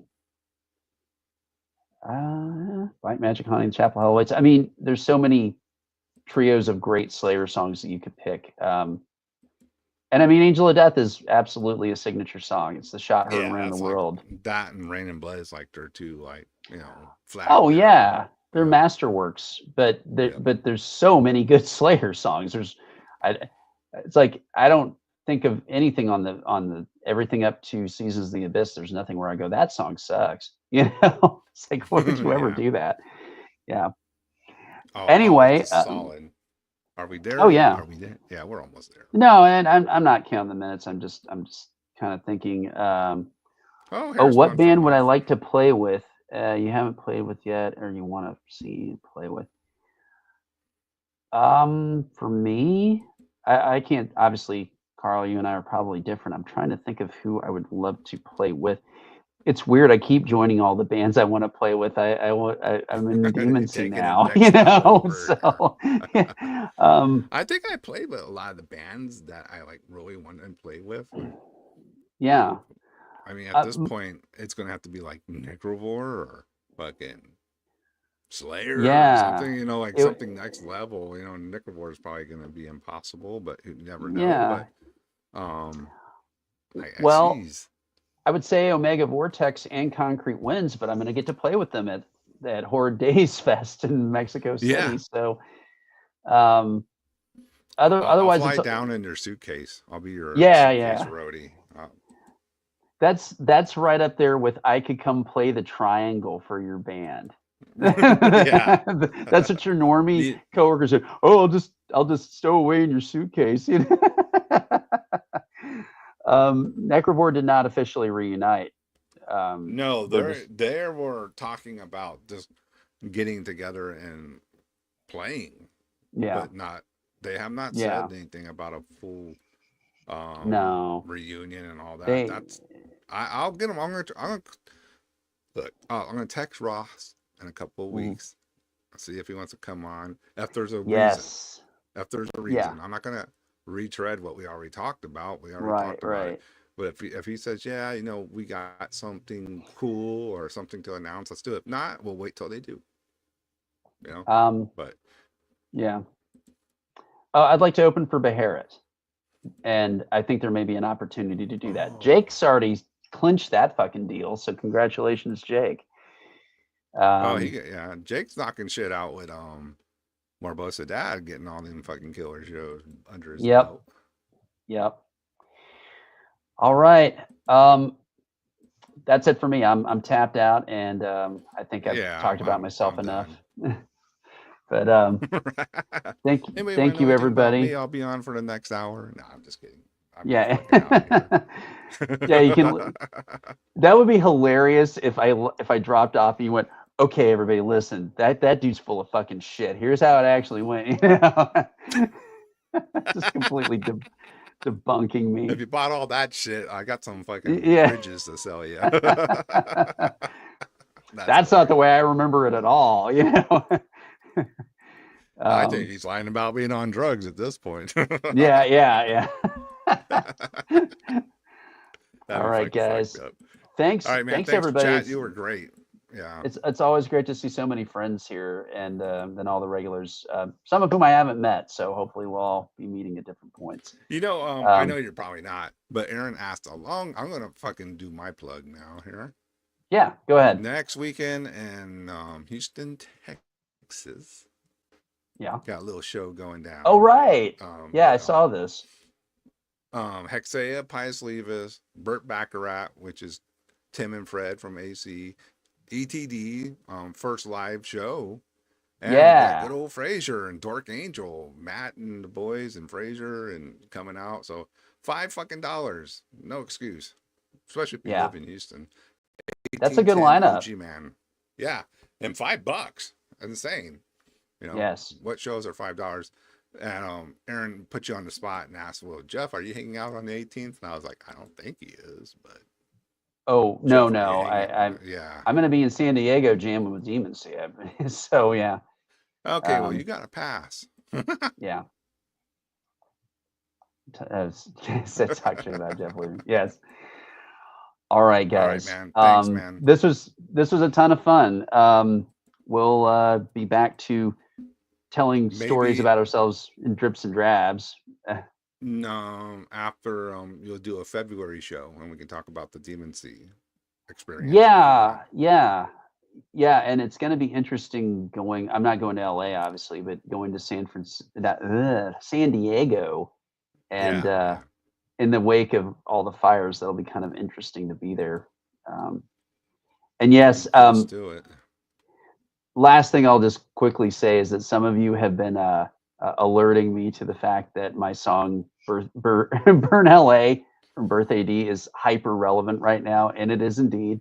So thanks for noticing. But I got a bad joke I made about the LA thing. I said God's punishing LA because they booed Hulk Hogan.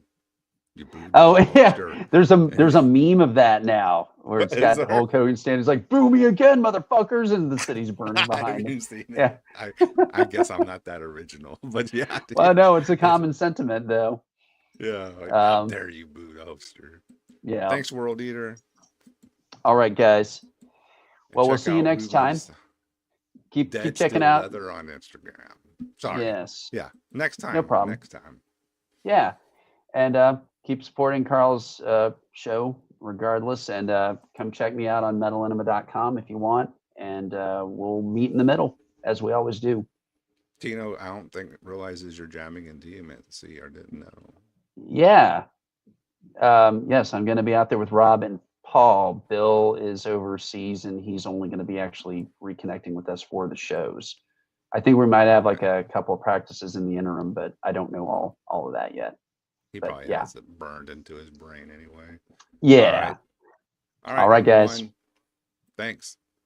We are VJS. out, man. Yeah, that's what we're talking Yes, about, man. VJS. All right. Yeah. All right. See All you right, guys. my little outro. Later. Awesome.